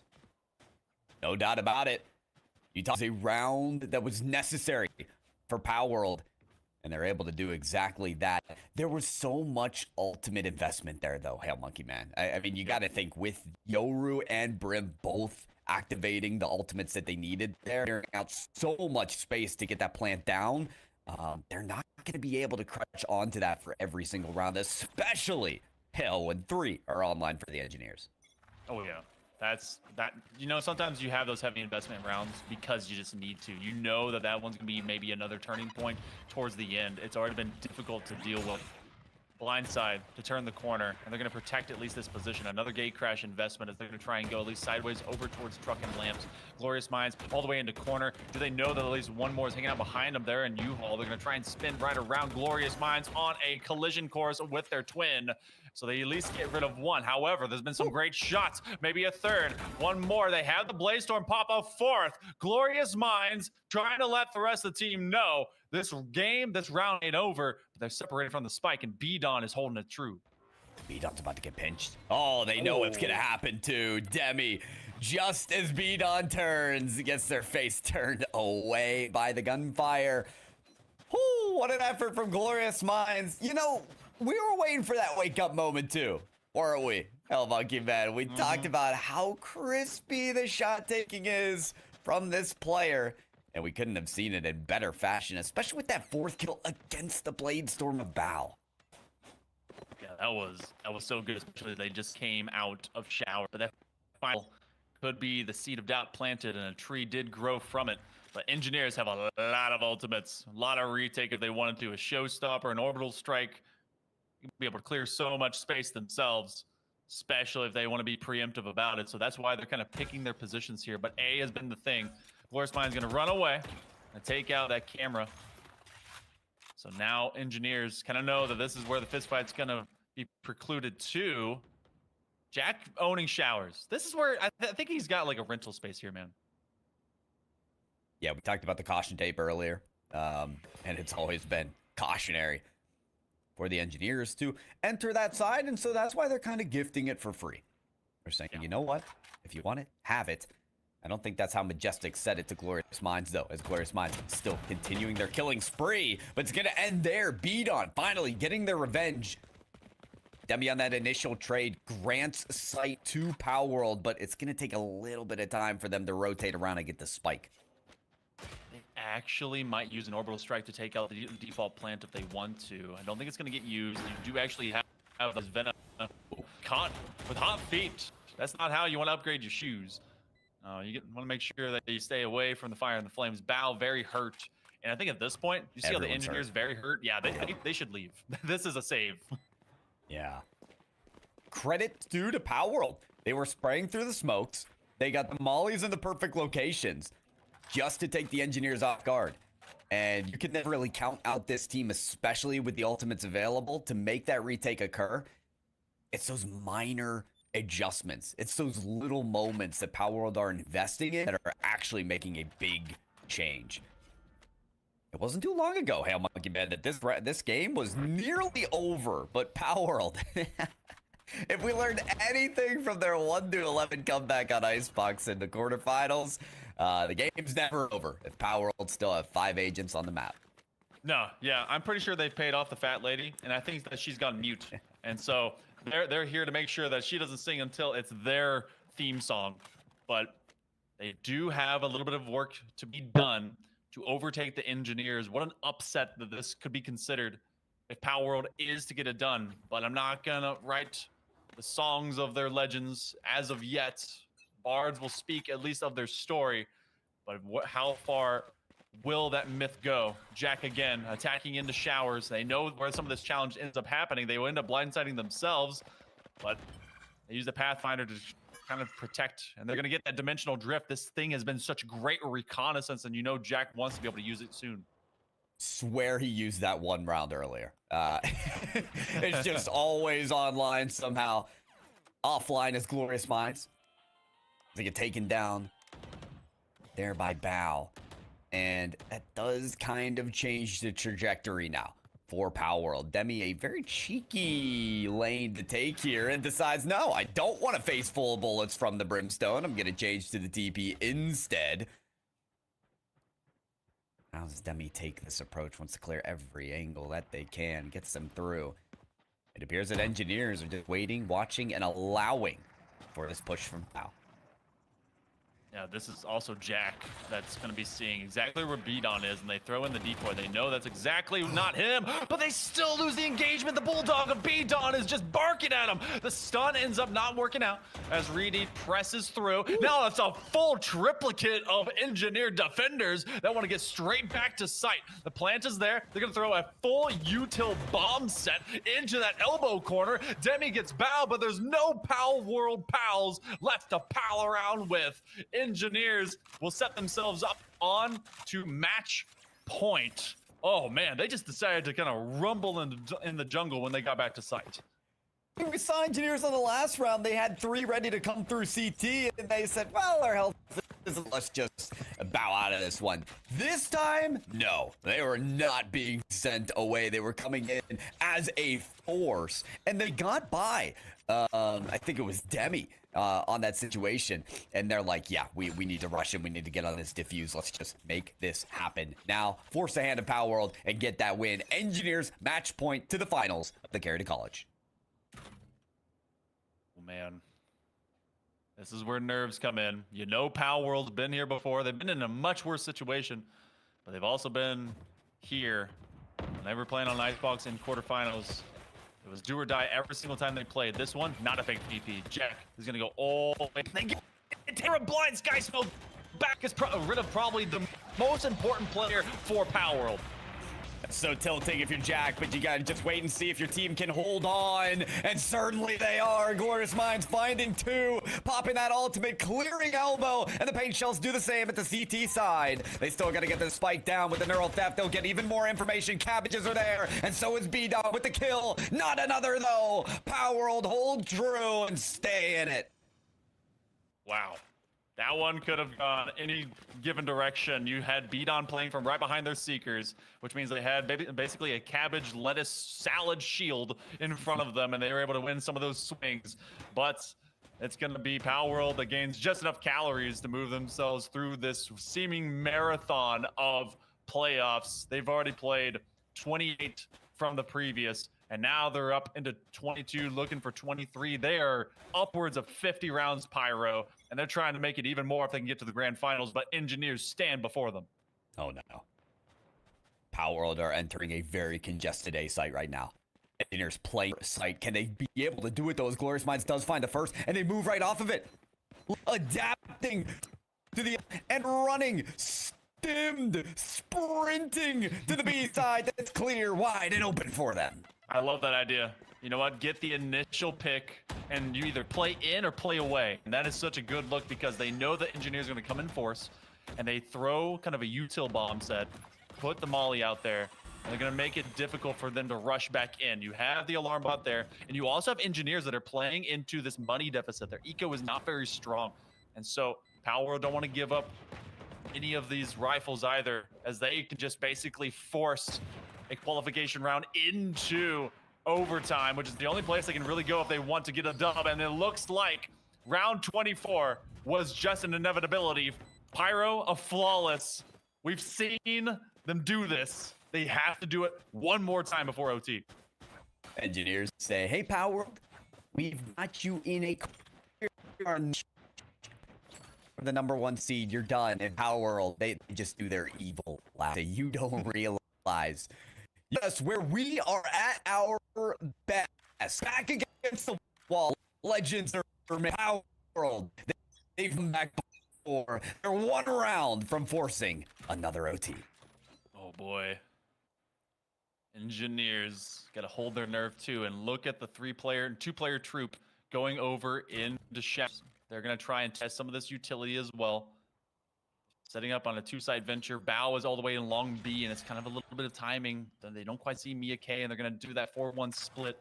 Sky being left behind. They're going to fast rotate from A to B, but this is where it's going to be a 4v4 venture. They have the option to move into teleport if they want to, and they are running away from the kit. They don't want to be caught in the tripwires. Bao in a corner, unchecked, undone, and now maybe the entire effort by Power World is much the same. And it is. And it is. It's over. It's done with. Engineers get the read on the final round of regulation on the Power World. Hold true to the B site and hold true to their number 1 seed, their name. Engineers will face off again in the grand finals of Carry2College. A story that feels like it had 1 chapter left to be a masterpiece if you are Power World, but Engineers, they hear the evil laugh, they cross their arms, and they simply say, all right, cool, we'll meet you there. And Glorious Minds, they were so close with them and Jack and Demi for being able to kind of usurp the throne there of the Engineers. The Engineers held strong, and a wily swirl of pals is not going to keep them from moving into the grand finals. Good looks and good job. And on the other side, they will be meeting Bone. So a wild turn of events. What do you think of Power World? Because they played so much Valorant just within 2 separate maps. They were the 12 seed, Hail Monkey Man, in this tournament and come out to be top 4. That is incredible. Even meeting your expectations in a tournament format like this and just getting to that final single elimination bracket, I think would have been a win for Power World, but they carried out so many more wins than just that. And came around the way from taking out the number 1 seed. So you've got to be happy. I know there were tilting moments in that game for Power World. There were peaks and there were valleys for sure, but that's every Valorant game. And especially when it's best of 1 on 1 map to decide it all. So all you can do really is keep your head held high and take the prize pool winnings as well of the $250. Not a bad way to be. And you know what? They're going to be looking forward to the next Carry2College weekend. But we are not done with this one, as we're going to throw over to Bear Light. He's going to give us a quick synopsis of the semifinals and what's still in store for us. How you doing, Bear? Just absolutely overwhelmed with the matches we have. Thank you guys. Have to recap what we just saw there. You guys did a good job to kind of break down, the efforts that we saw from Power World. We go back to even their semifinals matchup where it took quite a bit of an effort to get into that semifinals to begin with. So it was their quarterfinals matchup that I was talking about. You all understand.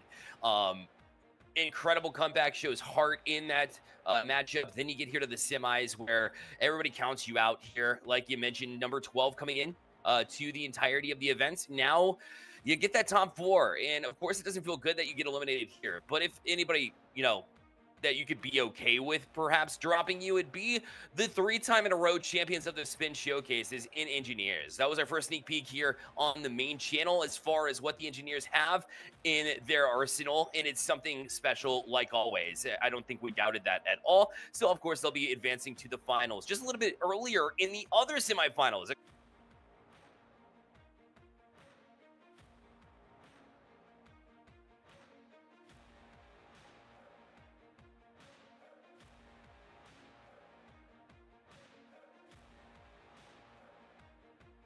V3 clutch on the attack side. It was a showing from Lucas as he and Coca-Cola All-Star Sacred from 2023 will be advancing through after the 13-9 score. And we are in for a treat and a half as engineers will be facing off with Bone for the finals matchup. So both semifinals matchups did not disappoint.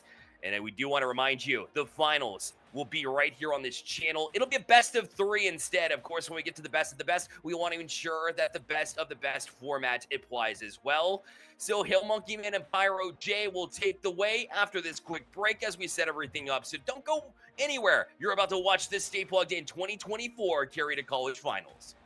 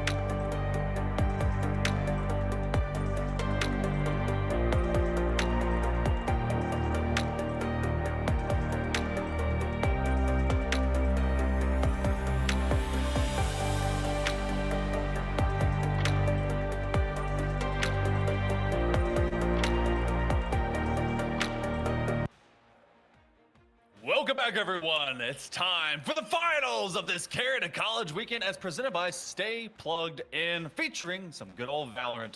I'm Hail Monkey Man in the booth alongside Pyro. And Pyro, we are at the tippy top of the mountain, but two people end up being here, so they got to be able to fight it out to see who will be on top. Yeah, they gotta fight it out. I'm fighting pixels on my way into this broadcast, but that's okay. We've got Bone, we've got Engineers in the finals. Let's take a look at the road to get here.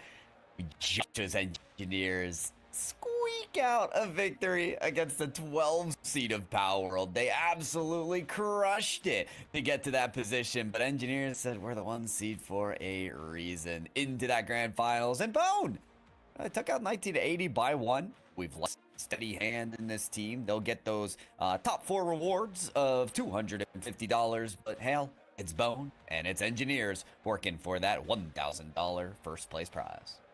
It's an expected blue blood matchup between both of these squads. Both of them were kind of expected to at least be vying for at least the top 4. And then the unexpected of 1980 gave Bone, I guess, a little bit more of that oomph to press on through that semifinal. It's going to be Team Engineers versus Bone. Our first matchup. It's the first time that I've seen this map on stream at minimum. Is going to be moving over to Split. And this one, it's a matter of, do you hit meta or do you hit something different? I feel like Raze kind of hits the right position with this. I think Raze can almost always hit the right position for some reason. Hitting onto these sites and attacking with all that distance, I think it's on the B side to just glide through, especially through Heaven, can be a great avenue for that Raze pick. So you'll see it on both sides. It's great to see. Beat on back on that Sky, Bina back on that Cypher, Bow back on that Jet. I mean, you can tell how Engineers, they like their agents. They do, and Lucas apparently was the hero in the previous semifinal, and they're going to be coming in. Okay, this is interesting. We're going to have the double duelist on the side of the Engineers. Opposite of them on Bone, you're going to have a Viper and Astra combination. They're really playing much more heavily into this defense, and no Senti. All go W key. That is going to be cool about how they're going to be a little bit more complex about responding with this defense. A lot of set plays can be established with where you put the stars, where you put your talk screen, and how you play around both. Yeah, it's going to have to be very methodical, very thoughtful from Bone, but I'd expect nothing less from one of the top 2 teams here on Split. Bone kicking things off on defense. Remember, folks, this grand finals of the Carry2College, $1,000 first place, $500 to second is a best of 3, the only best of 3 we've had in this tournament series. So as we're kicking off on Split, you can expect Ascent and Icebox in our future if we get to that 3rd game. And well, the shaping up, Hail Monkey Man, I think we'll get that map number 3. So let's get it on. The grand finals of Carry2College with the Engineers kicking it off on attack to the A side begins now. They're going to be getting aggressive, I think, out of this position directly on main, but you also have a fade that is set to receive, but their haunt isn't going to save them. No way, but Exa is there to get 2 immediately. Both of your duelists out of the way. Bow and Majestic and make it a 4th. Oh, just 1 away from an early ace as Azrex is going to clean up shop against Vena. Wow. Just the Viper receiving all the pressure and throwing hands right back. We got the classic 2-pop on the right click. They pick up the frenzy and then just spray kill in succession. Exa knew exactly what they were doing to dominate that heaven side of A and allow that ramp push. Great effort there off the Bone. Oh man, so that's a heck of a statement as well.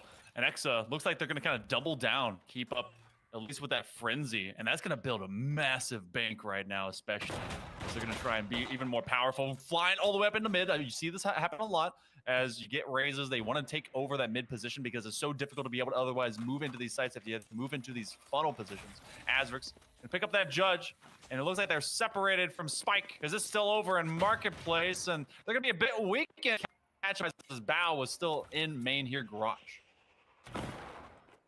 Yeah, was that the position to push there? You gotta wonder for Azrex, but oh, that might not have been the orb to take either. But this clash continues as Bone are stopped. Steady and not get pinched. Sacred takes him out from the mid side, and Sacred again with the Marshall eliminates the rest of the Engineers. 2 up for Bone. All right, Bone. They would love nothing and then to give a dose of the Engineers' own medicine against them and finally be able to end their reign of tyranny, supremacy, whatever you may be thinking of it as, a friend, a fan, or foe, or otherwise. Bone effectively is able to keep Engineers at arm's reach. They're going to be playing into this bonus as of right now. Split. I mean, it's definitely split decisions whenever you see how you have to travel between each of these sites, Pyro, and they have a 4-1 split. They're trying to just punish this aggression. Lucas nearly gets his head cut off and does anyway after they had the initial peek. Yeah, that re-peek was certainly a decision, as you got the info you wanted, and you definitely got the bullets you asked for. Bone trying to hold on to this B site, but succeeding in none at. Still that lurk position from the Engineers, as Vina will try to crash through on that pinch. Does manage to get 2 already on the Vandal. Clean up on the Ion. No, that alleyway continues to be dangerous as Ion finds 2, and suddenly the 3rd round looks winnable for Bone. Okay. Oh, man. Never mind. An interesting way to be. I think they dropped from rope to their own blast pack, either to get someone off position from the Engineers that they were hanging there, but then they ended up not moving themselves laterally. They just went right back up into the sky. So that the funny look. Engineers grabbed their first, and they're used to these at least starter kits. That was what we got to see off of Power World and them, throwing hands on Bind. But we're not going to go to the sandier places here for this triplicate if we hit game number 3. This is going to be a rifle round now here, Pyros. Engineers, again, they're still sticking with the 4-1 split favoring B. Okay, this time Lucas actually moving off of A main and letting Azrex put in the pressure with the operator. They want to push into this as well and find a 3rd. Azrex finally goes down, but the damage has been done to the Engineers. You want B main, you're going to have to work for it with that operator. Oh, man. What a follow-up. Vina does get Ion. If they're good for 2, they're good for you. Looking for at least one more. The Neural Theft being used early. X is going to pre-pick them. They're going to use that snake bite. They're weakened, which means they're very killable, and that means they're going to be going down after more pressure. They're going to pick up the operator. What a heavy investment, but Bone, they're trying to turn this one to an absolute forceful defense. It's been tough for the Engineers to peek in. I mean, they have to reconsider this B main push now. If they want it, they've got to invest quite a bit of utility, more than they had done in the last time. Especially when you have someone like Azrex, who's willing to get those first 2 kills with the operator, then push in, dash into their cloud, and get a 3rd. That is aggressive force of nature that Engineers are going to be at least a little more mindful of. Oh, no. Ooh, right now. Noodle, it's being turned into a mixed dish. Vina is just eating it all up as they take out Azrex. Exa, as they try to get a bit too aggressive from out in main. This is also a save round for the Engineers. I feel like we're in a bit of deja vu, separate map, same situation, as they were nearly in a 5-1 whenever they were on Bind just a little bit ago.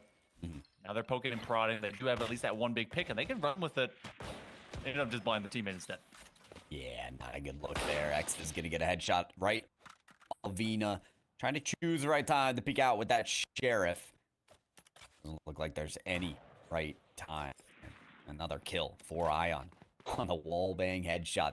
Things are good here for the Engineers. As you mentioned, it did go down 4-1 in their last affair that they did win on Bind, so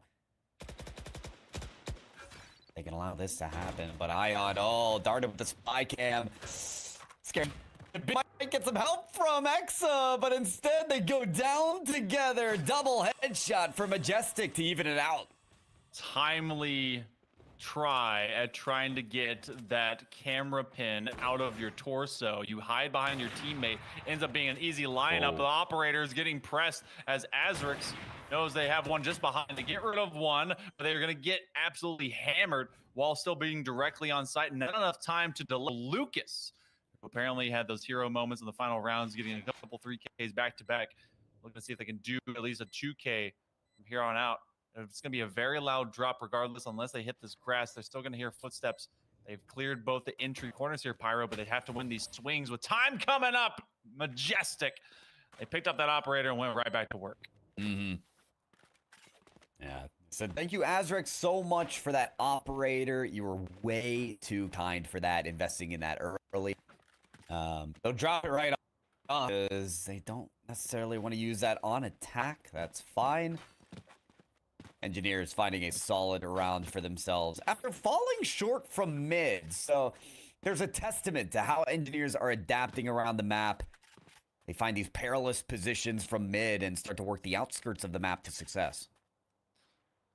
You're gonna play it slow too, because they know that Bone have kind of come up to them, and they'd rather see if they can receive them. You have the Bladestorm already popped from.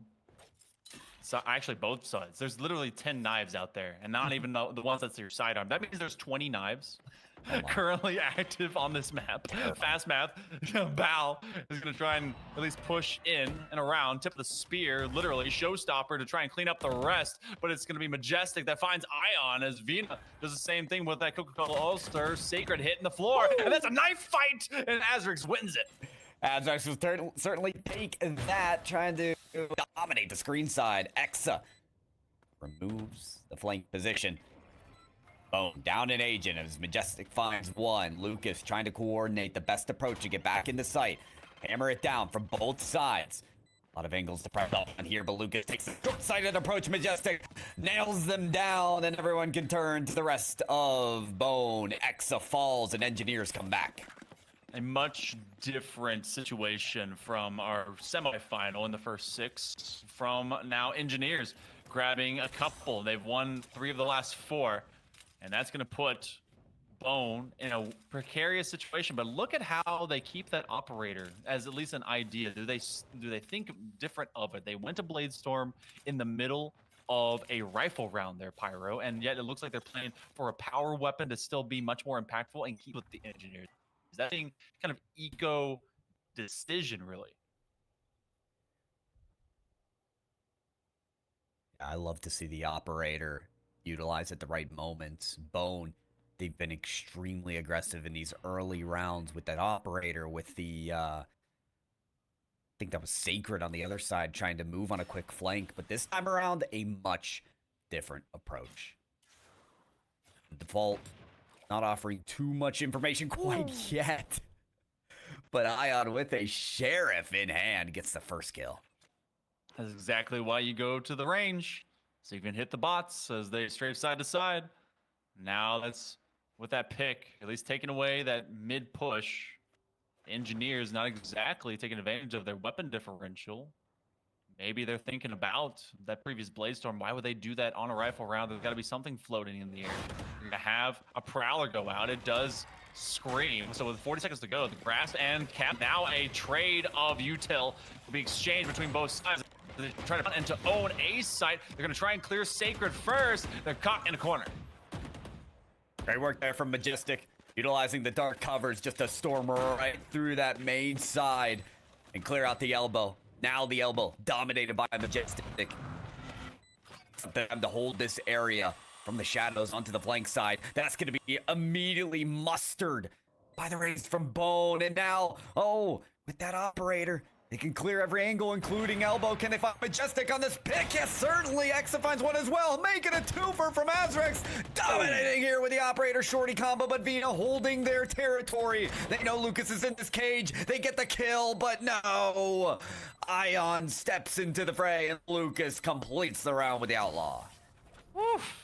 That was gutsy too, because you're having to hit that snapshot capacity, and Lucas makes sure that the investment of the operator is not lost either, as they're all going to be able to buy up properly, and this will be a true rifle round coming right around the corner. Let's do an ult review right now, as you do have the Viper Pit for Bone. They can be able to really create a stagnation, but it's not exactly at least the current best position if they're holding it down from mid. It's been much more about Exa just being, you know, the executive of executions there as they hang out there in heaven and mail over. Otherwise, you do have the Nightfall for a retake, as well as the same for the Cosmic Divide. So a lot of great defensive ultimates, and Lucas also clearing out one of the two engineers really build around. Yeah, you get these initial picks and have to worry about those ultimates. You can get those gunfights to work out for you well. Boombot's gonna clear some side of this B main. But even with that, it is just Ion holding the site alone with very little HP. Upshot sent out. But Ion about to find out that there's much more to this offensive of the Engineers on this side. Built out from the cage. The spray goes down immediately. That low HP didn't help them out at all. But Nuts staying on. That's Sacred down. Paint shells clear the area as well. Plant job gonna be done. And Engineers finding their footing in this round. Crazy as it could be, as there was dark spaghetti on the ground, and they have the final push. That one by Majestic, literally just hanging out behind that double box position, and they were grasped. They were seen by the nightfall. They were blinded, but they, as much as they were deafened, were not dumbed down. They smartly hang in, contend with the Bone squad as they come through. So Engineers just honestly are winning the diff as they come into sight. That's one of those kind of heroic moments there, Pyro, as they that's when aim gamers are really just kind of on the top of their game. So good looks by Majestic as Engineers, they strike back. And keep in mind the way that Engineers start around. The spike was just in their spawn sitting there. They're so confident on these initial approaches to craft a plan as they go. Gotta love the flexibility. The adaptations made at any moment from Engineers could be the right one. Bone on a save. Sheriff in hand from Exa can always be a threat. Edon says, I don't want to deal with that. Get out of my face. Exa still the other mid side being held and being pushed as well from Bone. They don't want to just clear out this side. They want to clear it with Sheriff in hand. Ion finds 2. You mentioned how important the range is. Well, the Raze is getting every piece of it. And Majestic gets 3, including themselves.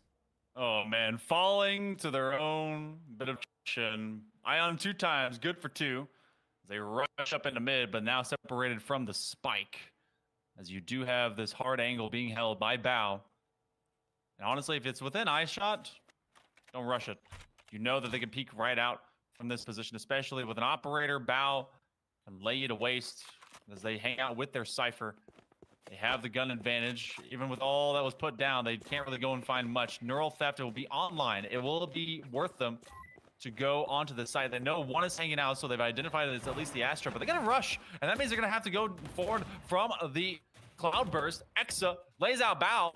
Vina is able to get rid of Lucas. There is no time, so that means they're playing for duels. Oh, Vina did everything they could there to make a worthy round of it. And getting all but one last kill. Well, the Engineers do it. Bone just stave off time.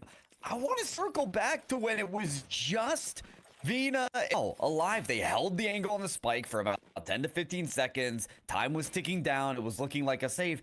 And then they pop the ult. And then they get rid of there.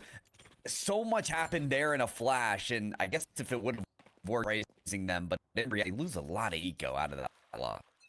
They really do. They kind of decided against the save, and they decided, you know what? We have 12 seconds forward, and we know that at least one is here because of the neural theft. You see the hat toss. You know they're pretty much being pressed straight from mid. Bao runs into the snake bite, but they also get to see Bidon take down Lucas, which is a huge boon for them. Ion from right beyond the corner. You see this cross position as they actually get traded. Majestic finds them in the temple, and now a TP up to Rafters makes this a very, very unwinnable feature for Team Bone. Had to worry about that haunt, you would think, but maybe not. This is gonna haunt their nightmares. Sacred gonna be thinking about that one later. The high position taken. But what a flick from Sacred to remove them. Majestic, always a threat to worry about though. And with that final kill, that is an assured victory from the Engineers. It's gonna be a tied-up game yet again. Azrek's probably gonna find this kill. Against Majestic, no. Majestic, that was a little bit too close for comfort. you also know how quickly they could be taken down and lose that operator. So now that at least stays alive. And again, it's been really about how they are working that massive weapon between these save rounds here, Pyro. 5-5.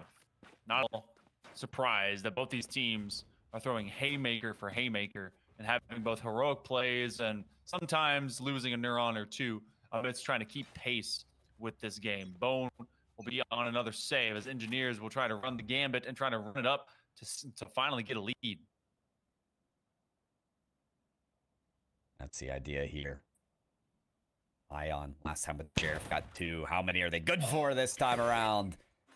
Not the quicker raise on the draw. B-site gonna be crashed on by the engineers here as Exa waits, watches for that lurker of the engineers. Always something but sacred as well. A vandal that's gonna sing. Beat on gets the quick trade for engineer the advantage. Lucas backside with the Sheriff and Azrex making that operator such an impactful weapon. Lucas goes down, Potato Tap finding 2, and it's just that operator in hand of Azrex to hold on for Bone. The site taken by Potato Tap, the Trailblazer pushing them away, and Vina getting the final spray. It's engineers for the second to last round of the half for them to take the lead. All right. Coming up on the last round, and they knew that this had to turn into at least a rifle one. They don't maintain operator in hand, so what do you do from that? You're one away from your Blade Storm. You have both your Showstopper Cosmic Divide that has not been used. I would have thought that maybe with it active, but as we've seen Lou here, Pyro, that maybe they would have kind of diffused either some of that initial push or maybe even use it as a retake wall, but nothing of that. I want to see how they can really weaponize that ultimate. Both Showstoppers on either side alive and could get loud.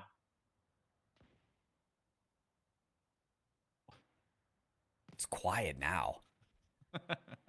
It will get loud. I'm with you. It's going to be. It has to. I want to see the Showstopper rivalry like we saw the Blade Storm one earlier. Both raises on the B side, so very well may occur. But if you are the engineers, obviously you've got to be wary that Bao holding that operator angle could find that first pick just to catalyze the attack. They're waiting for Bone to take a risk. But how much longer are you going to wait? I think they're also looking for the call from Exa, who's been holding out mid. They've been having to hit these mains for the most part. So you have a good cross. Ion has been the one that's really been at odds. Showstopper online over the main. No, based on that call that they've got to get away from that main, so now they're going to back up, but it's a repeal of the process. Lucas is going to be caught out by the Pathfinder. Showstopper, I believe, is still up, and they're able to get a quick kill as on that swing, and now the Cosmic Divide is going to separate them from the spike. Oh boy, what a shot by Bao! Going ski shooting, looking for one more. They do find it as they cross through the veil of the stars, looking for a frenzy kill. Bao on the 4K, they bust out the blades. They got 5, and it's got the other name on it, but Lucas is going to shoot him over the top of the bulletin board. What could have been a hero moment by Bao. Pow, right in the kisser. You'd think if there's like 5 more seconds to work with, Bao can actually make that round happen. But with time ticking down, you've got to go for the kills, the instant plant. It's just too much weight on the shoulders. And you think back to how long engineers had waited on attack. Like when are you going to press forward, right? And so Bone with an incredible response there. The Cosmic Divide, you asked for it, Hail Monkey Man. It was used. Well, we'll see a timeout used as well. So it's time to craft that strategy, Hail Monkey Man, for a very important second half of this first round of the best of 3. All right, so let's think on to it, because we have a difference of ideals. Duelists, you got the double, I believe, controller setup, and they can really kind of not walk their way in, but kind of barring some major resistance. There's at least more asserted pathways, especially off of Viper walls. I actually love on split in particular. I love being able to set up walls to kind of be anti-heaven and screens whenever you're attacking. You can do that from sewer, and you can be able to block off just a bit as well whenever you're trying to do that and take out ramp. So A is where I love to go. B is about as impactful. And so from that attack, I think they have a lot of great utility, but it's also been, can we get just everyone shooting and killing from the side of engineers? They've been looking so affluent. And you've got to keep that in mind when they've got just that sheriff in hand, right? They've done so much dirty work when it comes to just maybe it's Vina, maybe it's Bao just holding on to his sheriff and making it sing. This time around, got that switch up from Bone. You mentioned you'd like to see that A side, and it is supported by that toxic screen. So help considerably for a ramp push. But that might not be what we see. Bone wants to move right through that wall, especially with the Prowler, find one and say, that's not a fight we care to take. So presence known, but the shift occurring, and Lucas gonna find one here, but Potato Tap. Whoa, big hit with that classic. You're trying to use paint shells to take away that corner, and that's actually gonna be the Cypher kind of locked down. They're gonna be still right around that bulletin board, but they're gonna be very weak. So Ion finds them cleared, and they're going to be more or less able to at least plant here for B. A quick trade, but it's going to be a much faster here by Majestic. They've really had the diff against Ion for some of those big shots, and Sacred not going to live long enough as Bao quickly comes up in support. I'm gonna be re-examining quite often that top screen positioning. I want to see how often they do that, because that was a play definitely to take over ramp, but they only peeked into main. I was really curious about that as well. You and I were on the same train of thought. It's like, all right, let's push up ramp. Let's get the position we can. Let's take as much space as possible. But they immediately worked off of it. It seemed like the approach from Bone was, let's get them to notice us on A and then immediately work B. And to be fair, it worked. Had the mid-engagement against the Engineers' Omen, being Potato Tap, gotten the kill. But That's you true. saw that Potato Tap got the kill instead, so kind of that plan goes abrupt. And so does the plan for the ramp push this time around. So the screen came up, the push was there, Hale. Oh, but the response was too heavy-handed from Majestic. Let's also talk about Bone 4 spot into this round.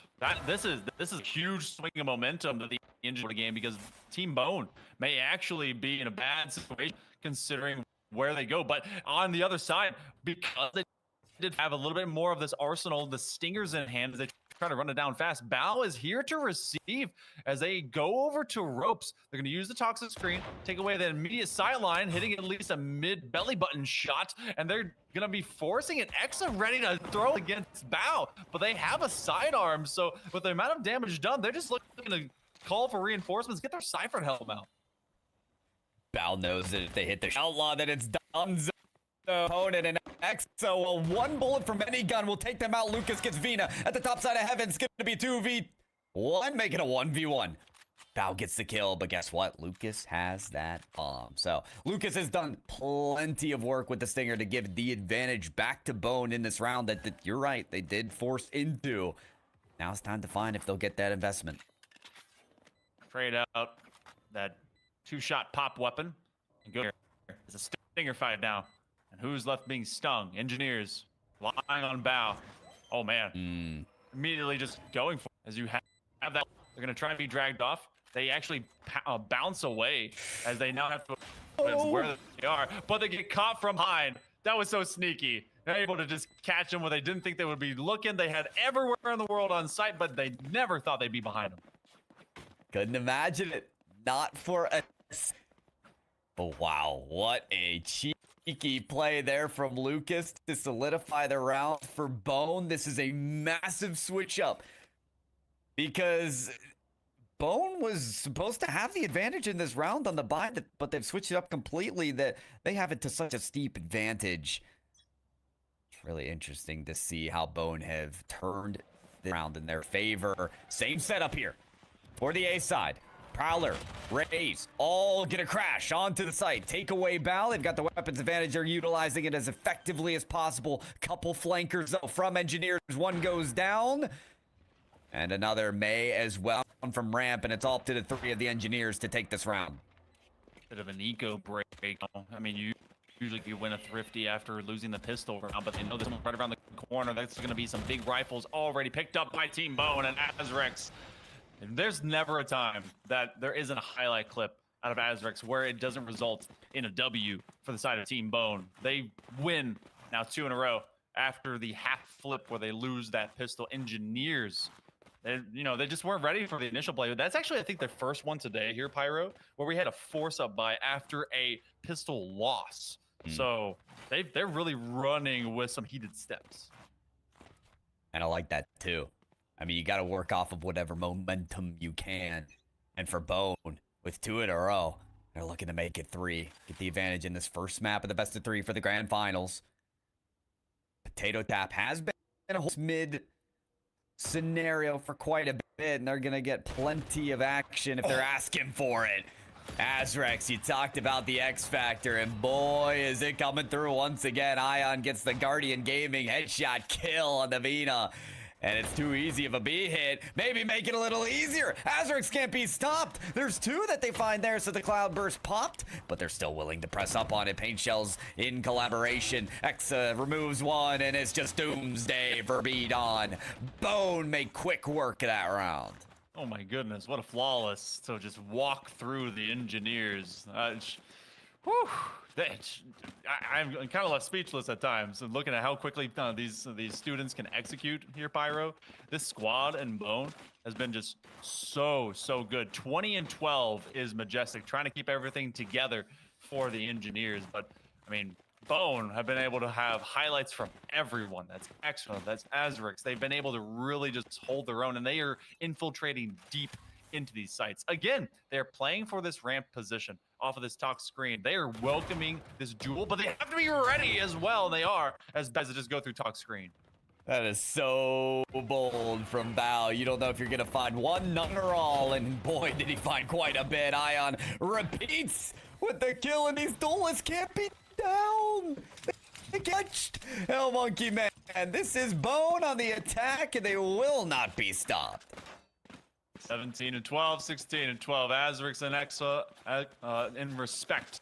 And they nearly all have their ultimates. There's actually a lot of ultimates here, Pyro, that it's been very steadily chaotic.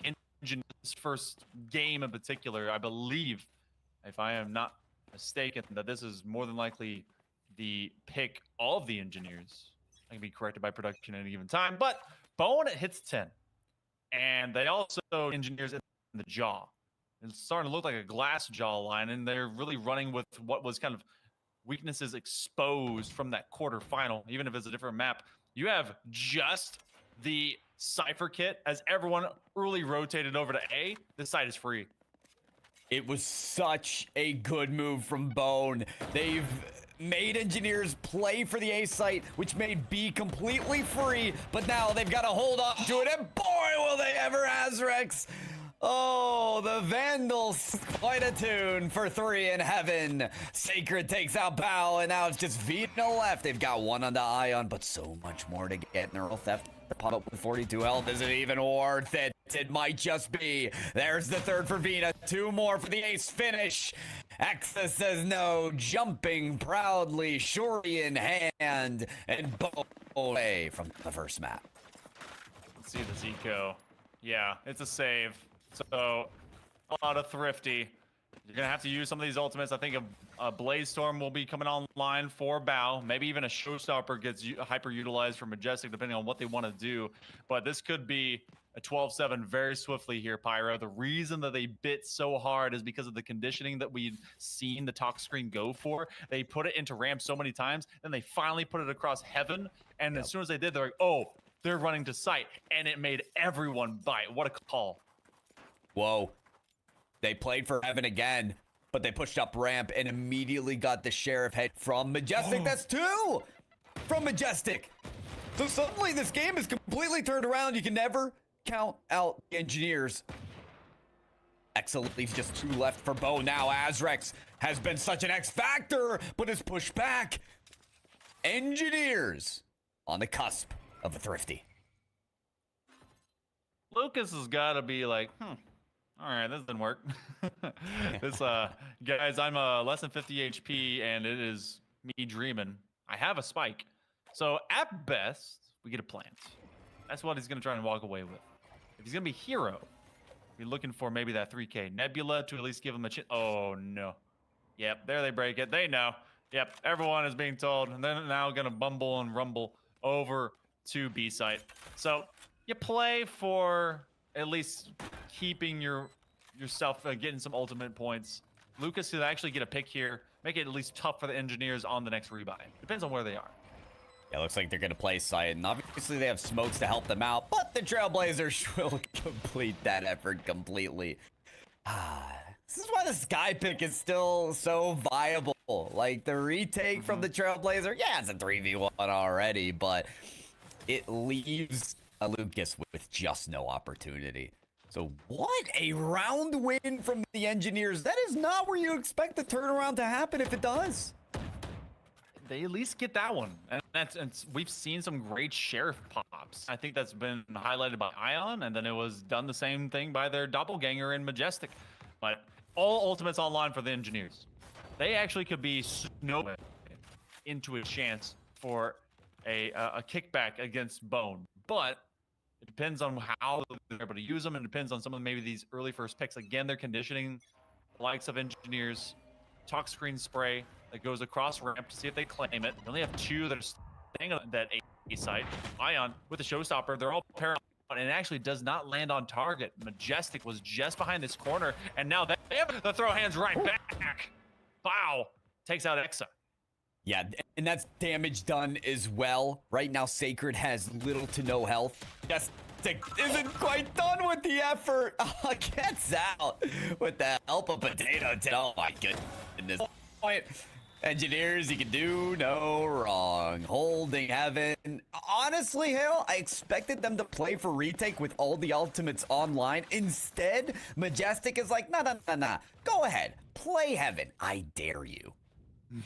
Especially with that tight corner, you have that hard surface of the gates, all that ult damage. No splash is gonna bend around the corner to take out Majestic. So you just kind of swung for the fence, and now you go in a position where Bone are looking at hero rifles or Sage how they want to play to it. And again, what?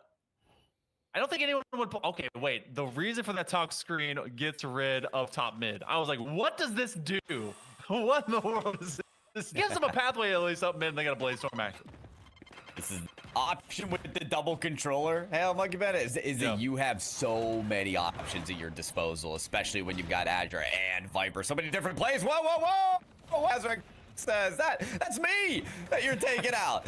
Oh boy, so many options, and one of those options taking out your own teammates. But Azrac still with that Blade Storm pop, gonna get 1, maybe find 2. No, the crouching beat on gets eliminated by Lucas. Instead, Engineers in a tough scenario with just 2 remaining, make it 1 and none. Okay, yeah, that's the board.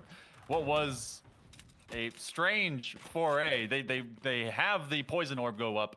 And the only reason that you would really kind of is to be able to take that challenge, but then you get weakened and then you get decayed. So Engineers looked like they were just fighting into a messy battle a couple different times. Bone, that was actually one of the least medical I think that we've seen them be on that attack, and yet it pans out. We're gonna have a rifle round, an operator as well on the field here for the Engineers, but the Bone are within 1 to finally get a series lead if they can be up on his first map. Just takes 1 its point. He has treated them pretty well. This time, there is a wall of gunfire impeding the path. The spike gets set to the ground in a calamity-inducing nightmare for Bo. Oh, dark cover, cloud burst, paint shells, oh my. Lucas like, guys, what? Wait, how do I keep getting caught out? As the final person alive, they're gonna put at least a Nebula down. But it's Vina peeking over the top of the stars as they get a flawless. Engineers need that one desperately. They lose nothing on that. Unbelievable. You know, if you think they would get around win there, they'd have to invest on at least a couple ultimates. It was going to be a firefight, especially if Bone were going to be attacking the site. And with 2 controllers, you expect most peak angles hovered for, but I don't think they realize that deadly bin can be Okay, interestingly, we've got one with the spike from Bone. There we go. Sacred is back Okay. online. were you as At least worried as move. I was? I saw my. This is a fun place to play. Yeah. Bao takes on that duel, by the way, from distance as they hung out under tower and they put one into the chest cavity of Lucas, so that gets rid of the idea of using this cosmic divide. Instead, now Bao showcasing the lethality. Heaven has not been an easy venture for Bone, and yet they're going to crush into it. The Nightfall coming in, it's going to be from the position of where that spike is. Majestic stays retreated from down the stairwell. It's a 4v5 for Team Bone as they want to take on the side. And look at the conga line of the engineers. Now they have to fight into this very interesting Viper Pit. Yeah, that's a creative one up on top of that box. But the whole time engineers were ready to play for the retake. They'll fall two already, but B-Dot showing what they're made of with a couple themselves. The headshots are there, but Exo holding the Viper's Pit. Well and good, drops down the potato tap and down with the engineers. Map number 1 goes to Bone. I mean, the Viper Pit be used. Heaven, it stretched all the way around, took out that Heaven position, and then down into that defensive link to come back to site. 25 and 17 went Majestic, but I am not at all surprised to see Exa, Azrix, and Ion following up from Team Bone to be able to round out the stack, and those really were the top 3 that were the most impactful out of that group to be able to give them now a 1-0 series lead. 13-10 there, Pyro, over the Engineers, so they're on series point before map number 2, and it's going to be the most familiar map that we all know. Let's see if they're ready for that barometer check to bounce back. Yeah, Ascent's gonna be quite the play. It's gonna come down to engineers holding on that number 1 seed to prove exactly what they're worth, but the whole time around, I mean, what a round from Bone. I want to call out specifically because there were rounds that Bone should have lost. Like, in reality, don't have the guns, don't have the wherewithal to win, and then you see the sheriff pop off here, there, everywhere. Ion seemed to be the glue that Bone needed to stay on top of engineers during that second half. I was really impressed to see that. They had creative plays with that Viper's Pit we saw. The second round from the second half where they bought into it and ended up winning that round. Just some really creative moves from Bone to make sure engineers can't expect everything that's coming. Well, can creativity win the day, or is Team Engineers going to show Team Bone how to play? We're going to see right after this. We're going to take a short break as the Carry2College finals. We'll be back with you in just a moment.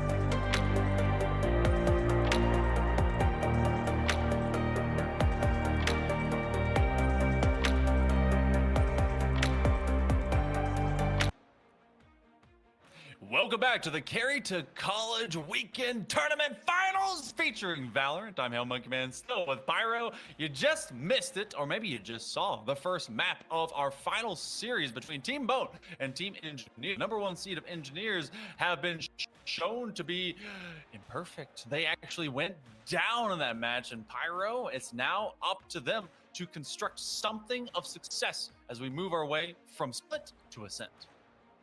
They need to construct something that's going to be a blockade against the duelist prowess of Azrex and Ion. Those two working together on the jet for Azrex, often with the operator, and Ion making those thrifties count with the sheriff have been crux for Engineers to get around, to shape some map plan through, but just haven't been able to quite yet. So Engineers on Ascent, that's your number 1 seed on the number 1 map for a lot of people on Valorant, have to pull this to map number 3, and a lot on the line. Not only the scouting going on here for the Carry2College tournament here, Hail Monkey Man, but $1,000 for first place and 500 to second. So both are in the winning, but that $1,000 sounds pretty darn good. Yeah, difference between 100 or 200 apiece, depending on who will be split between on the squad. I don't think anyone gets a higher percentage than the other. I think it's dead even. But either way, looking at Ascent and looking at what we just saw on Split, I have the grand assumption, based on agency as well, when it comes to some of the meta picks, that we're going to be seeing Azrex stay on a jet.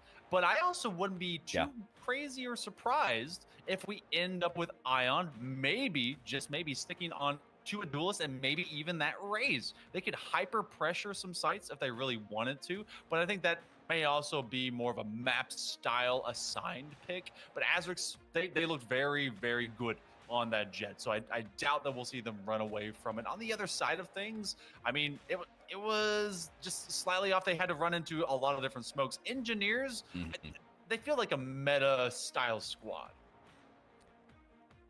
I would agree. Especially while, if you want to shift from the meta, oftentimes you'll see like maybe a no Sentinel pick like we saw in Split from Bone, but we had that Cypher choice from Vina, which we've seen again and again and again. So I think we will still see a true form to the meta from that team. Potato Tap on that controller, and, Bow Majestic doing whatever they want on the duelist and the attack side. So that's our look here for map number 2. It's going to be Ascent between Engineers and Bone. Kicking it off on defense is going to be the Engineers. That's on your left-hand side. Vina appears to be sticking to a role, shifting from the Cypher Killjoy, one that I love on Ascent especially. And Bow and Majestic likely switching off with those duelists. You were right. You were correct, Hail Monkey Man. When you shift over to Bone, Azrex sticking with that jet. But the other one that it kind of feels like it has that utility presence to create a lot of pressure is, in fact, that KO for Ion rather. And I think that's a great decision and position for them. Lucas is going into this deadlock, seeing deadlock a lot more often, and not surprised at all to see how they're going to be maybe affluent onto this Sentinel that is coming up in the meta as well. Majestic is flipping things around, going to hang on to the Phoenix, so going to have some curveballs really literally thrown at us, or just thrown over at Team Bone, and they're going to be playing off of those to get some of that adverse aggression pushed back to Team Bone. But they're playing with single initiator versus it's a play on an old concept from the meta, going away from Killjoy or Cypher to be on that deadlock. And I'm feeling way more confident when I see people at higher levels playing on that particular agent. I am as well. You've got to take advantage of the agents that Riot decides to buff up, and deadlock, you got to use them where they can count. So this is really a risk to the new for Bone and a reliance on the old from the Engineers. I mean, you could start up the game 2 years ago of Valorant, and the Engineers would probably have the same comp. So, I mean, certainly these are solidified ways and playstyles and strategies from Engineers. It's going to be up to Bone to sniff those out early and duck under them. I'm actually going to go and do like a timeline research of when Phoenix got his ultimate buffed, and if it was 2 years ago. I really want to know. Like, now you have me super curious. The hot hands laid down. Azrex runs straight into their cloud, so they're looking to be able to at least get one. They finally finish it off as Majestic was hanging out in that corner, trying to throw down that door. Runs out Exa, and I love that Azrix is actually hanging from this window, but they pop it just at the same moment, but they actually get caught by Vina from behind. With all this pressure, with all this deep dive, they've actually not brought the spike there. They're reconvening and navigating that over towards B. They're doing a great job of keeping engineers there for at least a limited amount of time. They get the pick to go. They've still got some sounds. They've got a 0 point as well, which at least keeps them hanging around. But yeah, the spike has transferred all the way to B site. Sacred has made their way onto site, wants to get maybe a pick before they actually get that plant down, but it's becoming a little bit harder to get away. 40 seconds to go, and what do you know? A site taken down by Bone. It was a great read. B-Don, who we saw be the hero on that Sky on Bind, is able to at least even the field out. And wait, what a great counter is they actually still have the alarm bar active and alive in mid-marketplace. So you have to just feed it up. But look how aggressive they're bringing that spike into window. B-Don's going to get cut from their flank. Never thought as they were trying to duel against Lucas that anyone would try to aggress from in tree. And now Vina's left alone in a 1v2, but both are at least hurt. I'm surprised Vina's still on 2 feet. They've had the marathon run between sites again and again and again just to be back here at A site without their utility. There's a cheeky arrow that makes them find out that somebody's in hell. Can't get the shots to go. Both peek and both take down Vina. The low HP was all they needed. You know, me after trying to run a mile. Apparently they had plenty of air and plenty of gas left in those lungs. I know you're a runner. How when you were like at your prime, what was like the furthest you could run and still be like good to go? You got like a 3 or 6K in you? I'll be honest, man. As a distance runner, there is no cap. Oh, wow. You just go until you can feel like stopping. Now the best is on the second half when you just like pump all the energy you've got into the run back. So as the first half of this round becomes very apparent, obvious, and interesting, you've got to keep in mind there's always that second half, and boy or Bone looking great on this attack half. A storm from Azrex that continues to clash amongst the engineers, and there's no way out. Azrex with 3 for a dominating win. You know, Azrix is here for the marathon, but they're also seemingly a sprinter. And sprinters, I know, have a lot of attitude about them, especially when they just kind of show out, throw all their energy in, and they deep dive sites. That's really where you get tons of value, not just from a Jet, but also from a duelist that brings that kind of spunkiness that many just don't have. You know, you and I, we play more of like, oh, this is a methodical approach to the field. Then you have Azrix like, hey, we're playing Call of Duty, right? And you just run straight deep down, and they chase the poor Killjoy all the way to site. Gonna set up the mesh wall early into tiles, but it looks like they're just gonna run it down again. Oh dear. Interesting pop flash. It still ended up working out. B-Don couldn't get the sight, but Ion certainly can. That Vandal threatening might just be again for 3 on the Ion, but that's Engineers just with 2 remaining on a map that they invested into. And around they did, excuse me. So they're definitely looking to get this win. There's the wall up, but may have peeked it a little too early on. Curveball out. Exa can't survive. And now, Sacred has to play this smart, decides to play it quick right into the crosshair. Engineers didn't have the initial advantage, but survived long enough for the round to win. That was a bit of timing. They thought maybe they were both pushing hard into stairs, but what a bit of patience out of both Bao and Majestic, who again, these two duelists were really the shining stars and are for the Engineers in a big way. B-Don much the same, but they're finally able to at least get their footing and to stop Bone in their tracks. And I think we've spoken this, into ad nauseum at times, and it's really execution and pace for this map in particular. You either own mid, and then you have a lot of audibles, or you simply crush and crunch whenever you go to site. They tried doing that on B, but it was just a great retake by Majestic. Well, we're gonna see who gets crunched here in the round we've been waiting for, where everybody has their full buys. Azrex, what a position to take here at the top side of mid. And anybody decides to peek out, and they're gonna find quite an interesting position. Azrex is found out though. So it's time to drop down as the A hit appears to be the look, but maybe not what they were looking for. Ion goes down, but a kill from the grave there with their grenade. So Ion can still get revived here, but it can only be by Azrex. The last standing from Tree. 2 to kill. They'll get 1, maybe 2 here. How about it? The paranoia is going to change everything. Vina gets some reinforcements and the engineers tie it up. Exactly why this is a team game here, Pyro, because otherwise they were pretty much dead to rights, I think, off the initial spray. They took a lot of damage. So good looks to be able to support them. That was Potato Tap trying to protect their Sentinel.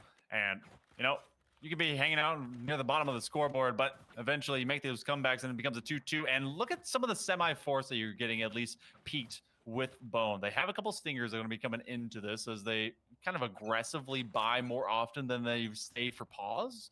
So engineers should be in at least a position of advantage. They've been trying to read where these strikes are going to. The dark cover will go out. They're going to separate them, but they're going to have the run it back. Majestic is going to try and get very loud, maybe a curveball throw, and they actually just see Sacred in their sights and take down 2 with Lucas. Oh, but Majestic is stuck. Oh, it doesn't matter, right? Run it back. Oh, okay, yeah, still stuck no matter where they ended up.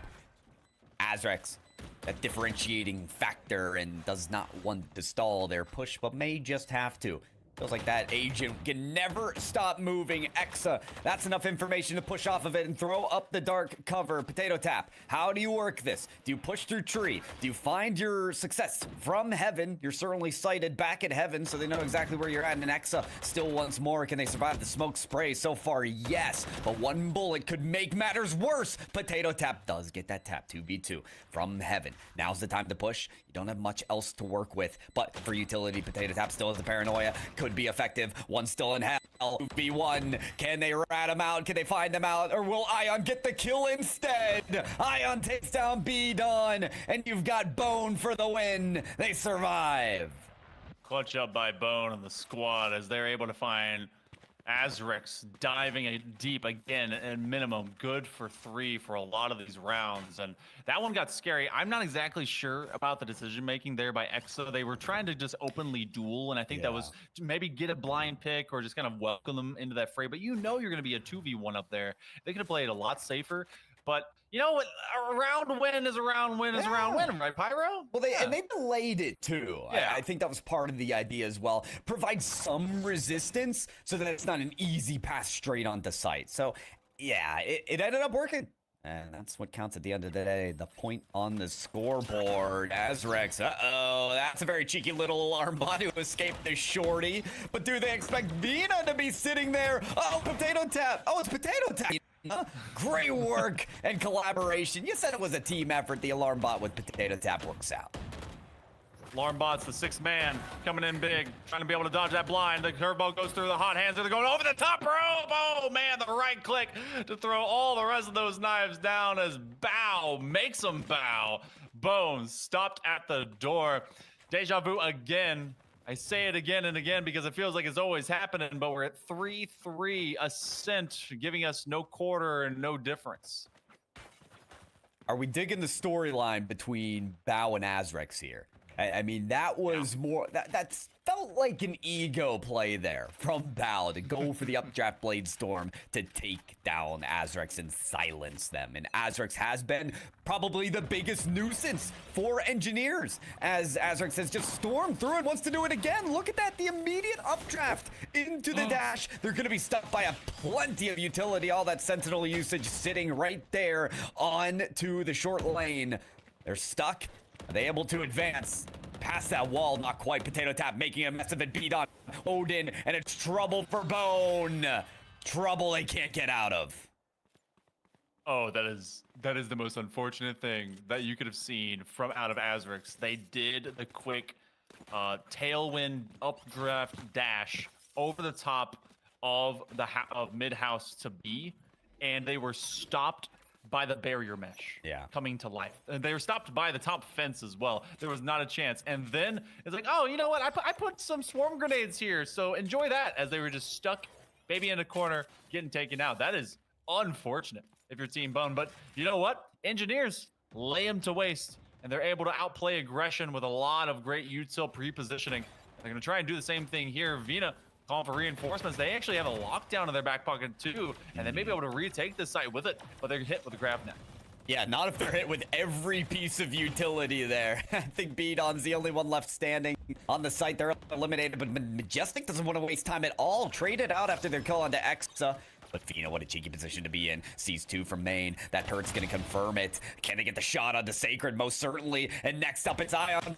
They know how to hit their shots. Ends up getting Fina for it. And with Ion still alive, taking on Bao, it could be over, said and done with for Bao on that operator. All it takes is a couple good shots. Misses fire on there. Lucas hanging out a boat. And there it is. Ion's gone. And suddenly the engineers have a great chance. So aggressive is Bao. They know that they're at least here to get an exit kill between both of these station positions. But you also had Ion just freely taking them on. That's the duelist in him that wants to go for that fight. Bao losing seconds by the moment. They know they're right around the corner. Oh, but it's Lucas. Good for the 4K. You know what? Making up for that previous barrier mesh. Able to finish it off. And they're going to have a gift for Azrix that will say thank you very much. Through the first 8, we're still dead even. A lot of ultimates. And they're online for the engineers. They're getting prepped to be so for Bone. Let's give credit to Lucas as well, because that's a player who came online finally. In the previous round, they threw that barrier mesh to stop their own duelists from attacking site. This time around, it's the 4K to solidify the win. So that's a massive win for Lucas on Team Bone. Gets 4 of the now 5 kills they have in this game. Yeah, that's, you know what? That's hey, you know what? You did the right thing. You helped me out, and you got, like, if we are really driving for the rivalry between the two jets, they're able to get the kill on the Bao. I feel like that they're going to give them a nod, say thank you. A couple of operators, both still up and good to go for either side, as you have the null command coming in, a hard rush for Bone. Spike finally going to get planted as Ion, very low and set to receive. The door is broken. And so now the lockdown is in play. They know that there's going to be people trying to rush crush through this position. They end up actually not going off that TP. They take down Exa as there's a 2v3. Oh boy. And the Hunter's Fury. There's no escape. You can't get out of there. Perfect lockdown and ultimate usage on the Hunter's Fury. But not the Shrouded Step nor the escape to Wine could work for Bone. Oh my goodness. You know that corner is the only place to go, unless you're already pre-positioned to go to main. And then you're like, do I take the globe or do I take unlimited power in my face? Just giant electroshock. And they took the latter. It's just a wonderful play by engineers, double ultimate investment, but guess what? They've got 2 more to go for, if they so desire. Trying to back in from the shadows, effective on both sides, actually, the latter.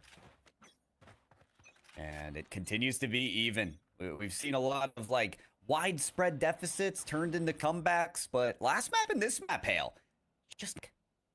Yeah, this is 2 teams that have done their homework. Very measured approach, really kind of flashing the recruitable qualities and characteristics of what they can bring to the table to any program, be it high school or the next level, collegiate and onward.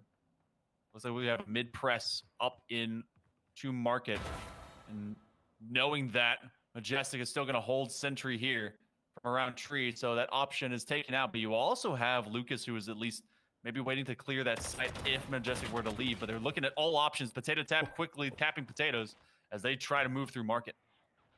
Immediate trade there by Azrex, who still has market, but understanding that with the spike, they can be surrounded from any given position, including mid, where Majestic is still holding after that initial take, but without holding sight, they've actually allowed the deadlock to crash through. This is going to be very scary for Bao, who has no idea that they're standing next to Lucas. 2 on the sneaky flank, and everybody's ratting out Majestic in comms right now. Can Majestic at least get the redemption rebound? Majestic's around this corner. Are they going to be checked? They will be, but they instead are going to just win the quick flash duel. Knowing the kind of play they've gotten, Lucas has been the sneak thief, and they don't have that ultimate to deny the default plant. And you have the mesh. they don't have enough space to creep on through. Beaton has to either give themselves away up here in heaven, or they're gonna have to come through tree. And instead they go for the duel, and it's a clutch up 4K by Lucas. Lucas, again, the 4K to solidify Bones' round win. And it all comes off of that sneaky maneuver through the A site. How do you let that one go? What an ego play. That helps you in so many ways. You're like, you know what? No matter what happens here, I got a clip. They not only did they stay nearby, I would have knifed early to get rid of Bao, but they shoot across their scope and they go, what? And then just one tap flick on them. That was wonderful. Wonderful. Can the wonder ensue? Maybe we see the 8th wonder here, but the wonder of Lucas will be seen no more. They're taking out his first blood, and Bao gets an additional kill as well. Engineers standing tall. They've got 5v3 in this position. Oh, this is scary though. Oh, from the dark cover. 2 are eliminated by Azrex. Can't find a third. Majestic responds with a 3K. So the Engineers still in dominant fashion, but you'll see that TP, and that's well timed for Exa to get a chance in this round. That is the best exit strategy that you could have. Now it's about whether and how deep Exa wants to play up into the receptive position of this. If they want to be into main, if they think they can win this, they throw the curveball. They know that one's there, and they win the second one almost immediately. Exa, 2 quick, crispy clicks, and they're able to get it done. Bone gets 2 in a row to get this lead before the final round of the first half. That took my breath away. Not only, of course, their 2 opponents of the Engineers, who are no longer breathing after that round. Unbelievable effort. As you said, so many different ways to play that round. The TP is expected, of course, but do you want to play from main? Do you want to push through market so you can do the wrap around the CT? And Exa says, no, I believe in myself to get these picks. And boy, did they ever. Oh, man. You almost kind of wish, like, you play together often, right? But you almost kind of wish you'd taken a second option. They're going to be having Vina take out Ion. They had to walk through the swarm grenades and had a lot of chip damage before they eventually dropped the salsa. Exa is going to clear out Majestic, and that is huge. Sacred doing the same thing. Get rid of one HP in the dream, but B-Don had the stinger, and Exa gets the wall bang on the B-Don. 1 HP, just a bit too little to survive. Bone, they go streaking with 3 rounds at the very end here, and now they're going to have a 7-5 advantage as we flip halves. What a half. What a half indeed. This went back and forth and back and forth. The barn burner continues here, but Bone have the advantage as this grand finals could end in an Engineers fallout. What do you think here from the attack of Engineers, Hale? I mean, Jet and Phoenix obviously can be explosive as they're all at the ready from B. I want to know how well we can weaponize the deadlock defense, because that's a very stiff defensive position for Bone if they can. But yeah, you got the curveball flashes. It's just about making sure you don't get taken advantage of. I don't know if they peaked enough. I have the shock dart. Majestic is going to get very aggressive. And this is a player that you have to be hitting their shots. And they're doing it. As you find a couple 2Ks across the board, Exa finds some exit clips onto Bao and Potato Tap, and Majestic will fall. That is 3 for Exa. And make it Ion, who stays alive. This is going to be a tough agent to have to work around, especially with Exa supporting them well. And they're going to try and go to this 2v1 to retake stuff. I think for KO here, you don't want to get killed by that turret. One will remove you, so they'll eliminate the turret as quickly as possible, but Exa has found some damage onto them. But it doesn't matter when the Ghost has pinpoint accuracy down in the boat. Exa finds 4. The win there for Bone. So there you go, Hale. This is 8-5 up now for Bone. Oh yeah, how much pride do you have as a robot as KO? If you end up having a fight against a sentry and you lose, that is fighting technology with technology there. Yeah. Oh, man. Well, they'll get the turret kill. Exa comes in and makes sure that kill happens as well. So Bone with the advantage into the second half. This is not what we saw out of the last map. We can remember that Bone, they lost that first round in the second half, but then decided to invest right, into the second round. Engineers, they've been a very just historical, steady, performative team. I imagine to invest too heavily into this round. No, they have kind of a modus operandi that they want to hit, and that's to just be receiving point blank range. Azrix just goes skeet shooting into the body of Bao, making him bend at the hip and have to receive. Just walking into the fray, Sacred with a stinger. There is absolute attitude here, Pyro, out of Team Bone. We have never seen them be standard. They rail against expectations, subvert all of it, and they just lay down the Engineers. Again, that was their save round, but still, they just bring some attitude to these fights. There's going to be a hindsight 2020. There's going to be a VOD review where you lay out the best plan forward. Bone looks at that, rips that piece of paper to shred, and decides to do whatever they like. Obviously, with the gun advantage, you know, that was a round that they're supposed to win, but what an way to do it. Now we find Engineers with the buy-up that they've been looking for, but they've got to get past players like Azrex, who are high with their teammates behind the dark cover. Is this a decoy play? Azrex threw a cloud burst to let themselves walk out. Dark cover was still there, and I don't know if they just kind of did that maybe as a reaction. Did they get scared by their teammates? There's a lot of people there, in fairness, so potentially. But a firefight to take some A main space is not going to be won by Bao. Ion has been on that Sheriff all day long and has been excellent. I'm really curious about this tree push if it happens. Everybody's kind of standing, stranded in mid, and okay, there is the tree push. It comes from Bone. They want to attack this. They want this to be a firefight. They'll find two. It's a majority of trades, but the spike is down, and now Majestic is alone. That's what I was saying. They were standing stranded in mid. They were just waiting to be picked off. Oh, it's all about that timing too. Underneath the dark cover, but a cover of a 5-round lead for Team Bone. They get 3 to start off this half here, Pyro. Now decisions have to be made.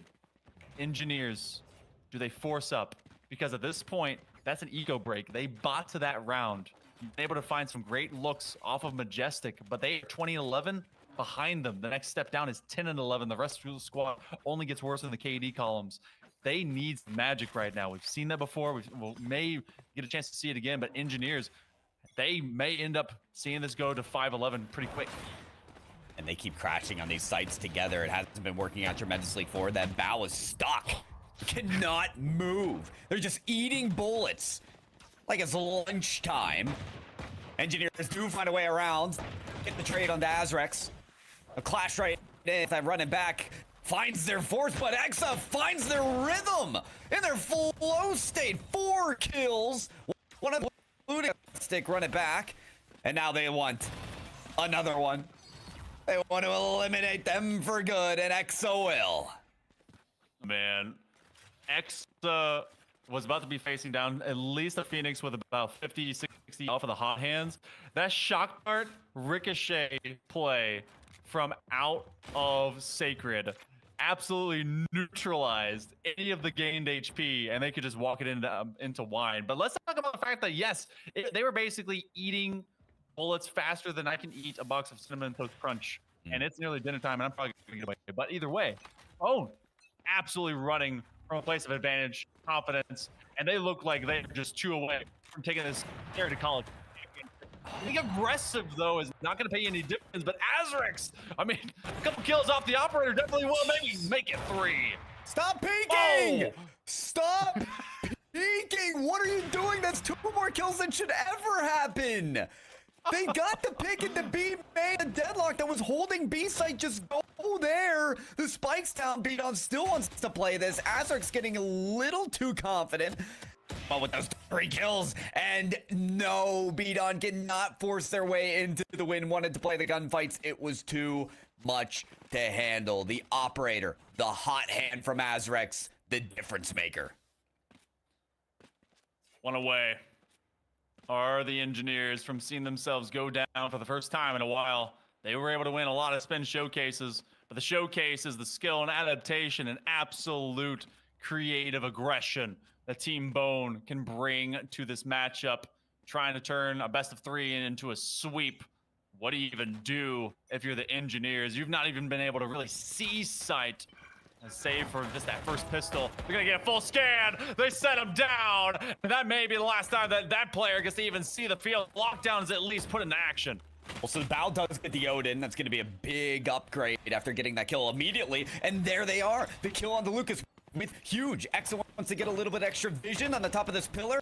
Azrex on that Blade Storm does get 1, finds 2. Could be the end for Bone. And there you get it. There you've done it. Bone, they achieve greatness. Do a rundown of the second half, and with Azrex leading the way, Bone are your Carry2College champions, presented by Coca-Cola. Absolute demons out there. Exa, Sacred, Azrex, Lucas, and Ion going forth and just taking down Team Engineers, serving them a problem, an equation that they apparently could not solve. And Azrex, a just ludicrous demonic force, 364 ACS at 22 and 14.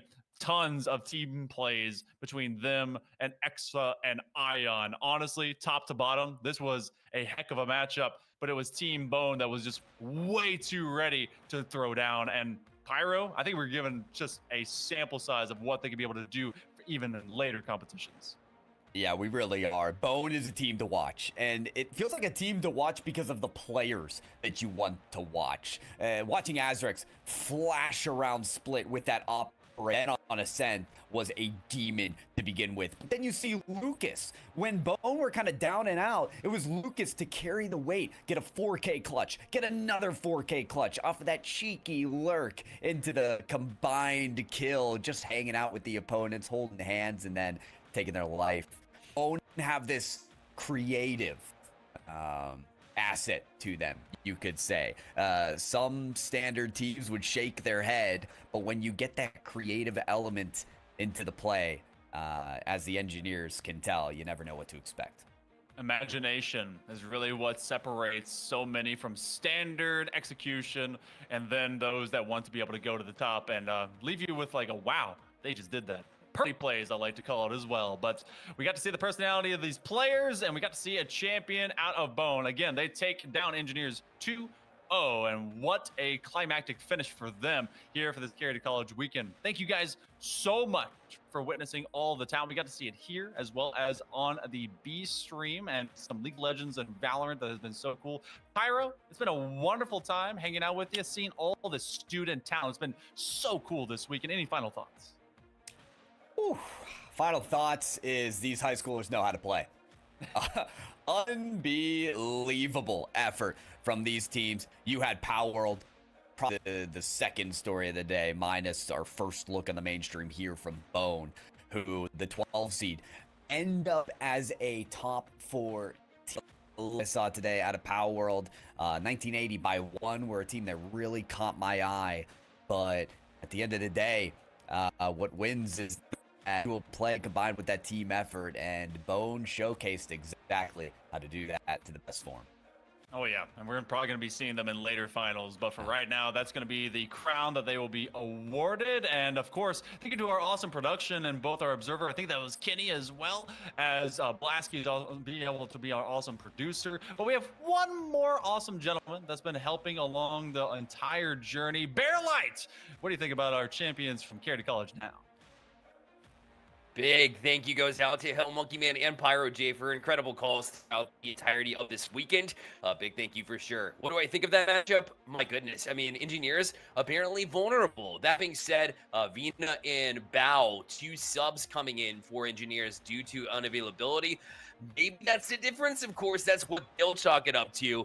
But for me, how can you make a difference when Bone played so incredible? I mean, Sacred, of course, the Staple and Coca-Cola All-Star from 2023 was showing big moments, and you know, there was times when Engineers maybe made some decisions that they typically don't, and so you always want to take advantage of that. And saw Of course, the engineers fall for the very first time that we've seen in the last few showcases, including here where it matters a lot in Carry2College. But again, they won't be walking away empty-handed.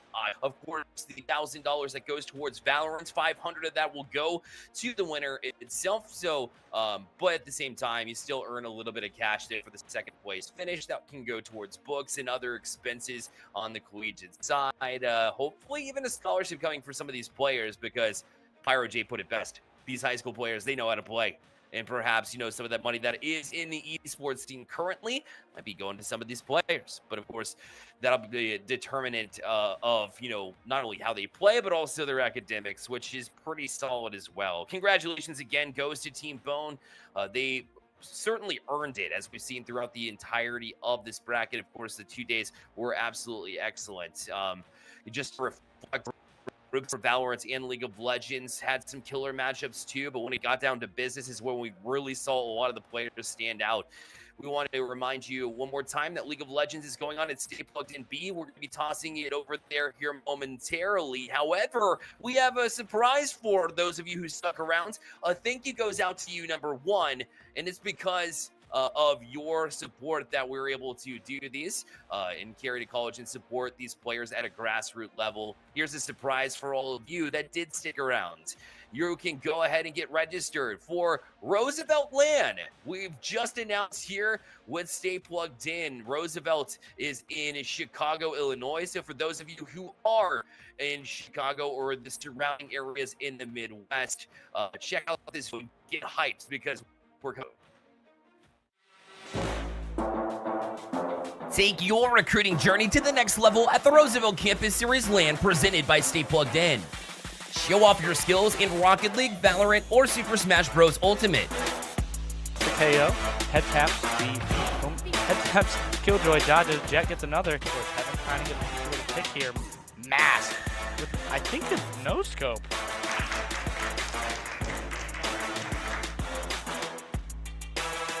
You'll even get the chance to meet and speak with college recruiters. April 6th and 7th at Roosevelt University in Chicago. So go ahead and get yourself registered today. $900 prize for that land. Of course, a chance to talk to college recruiters. To college, the students were able to talk to colleges through our Discord, through voice chat, but even being there in person is another step forward, and we're excited to be visiting all of you towards the Midwest. So make sure you get registered for that event. You can at stayplugged.g/events, like we mentioned. Thank you all so much for tuning in to 2024 Carry2College on the Valorant side. But we toss it over to Orbital and RMC, already in action with the finals match of League of Legends. Thank you so much. We'll see you next.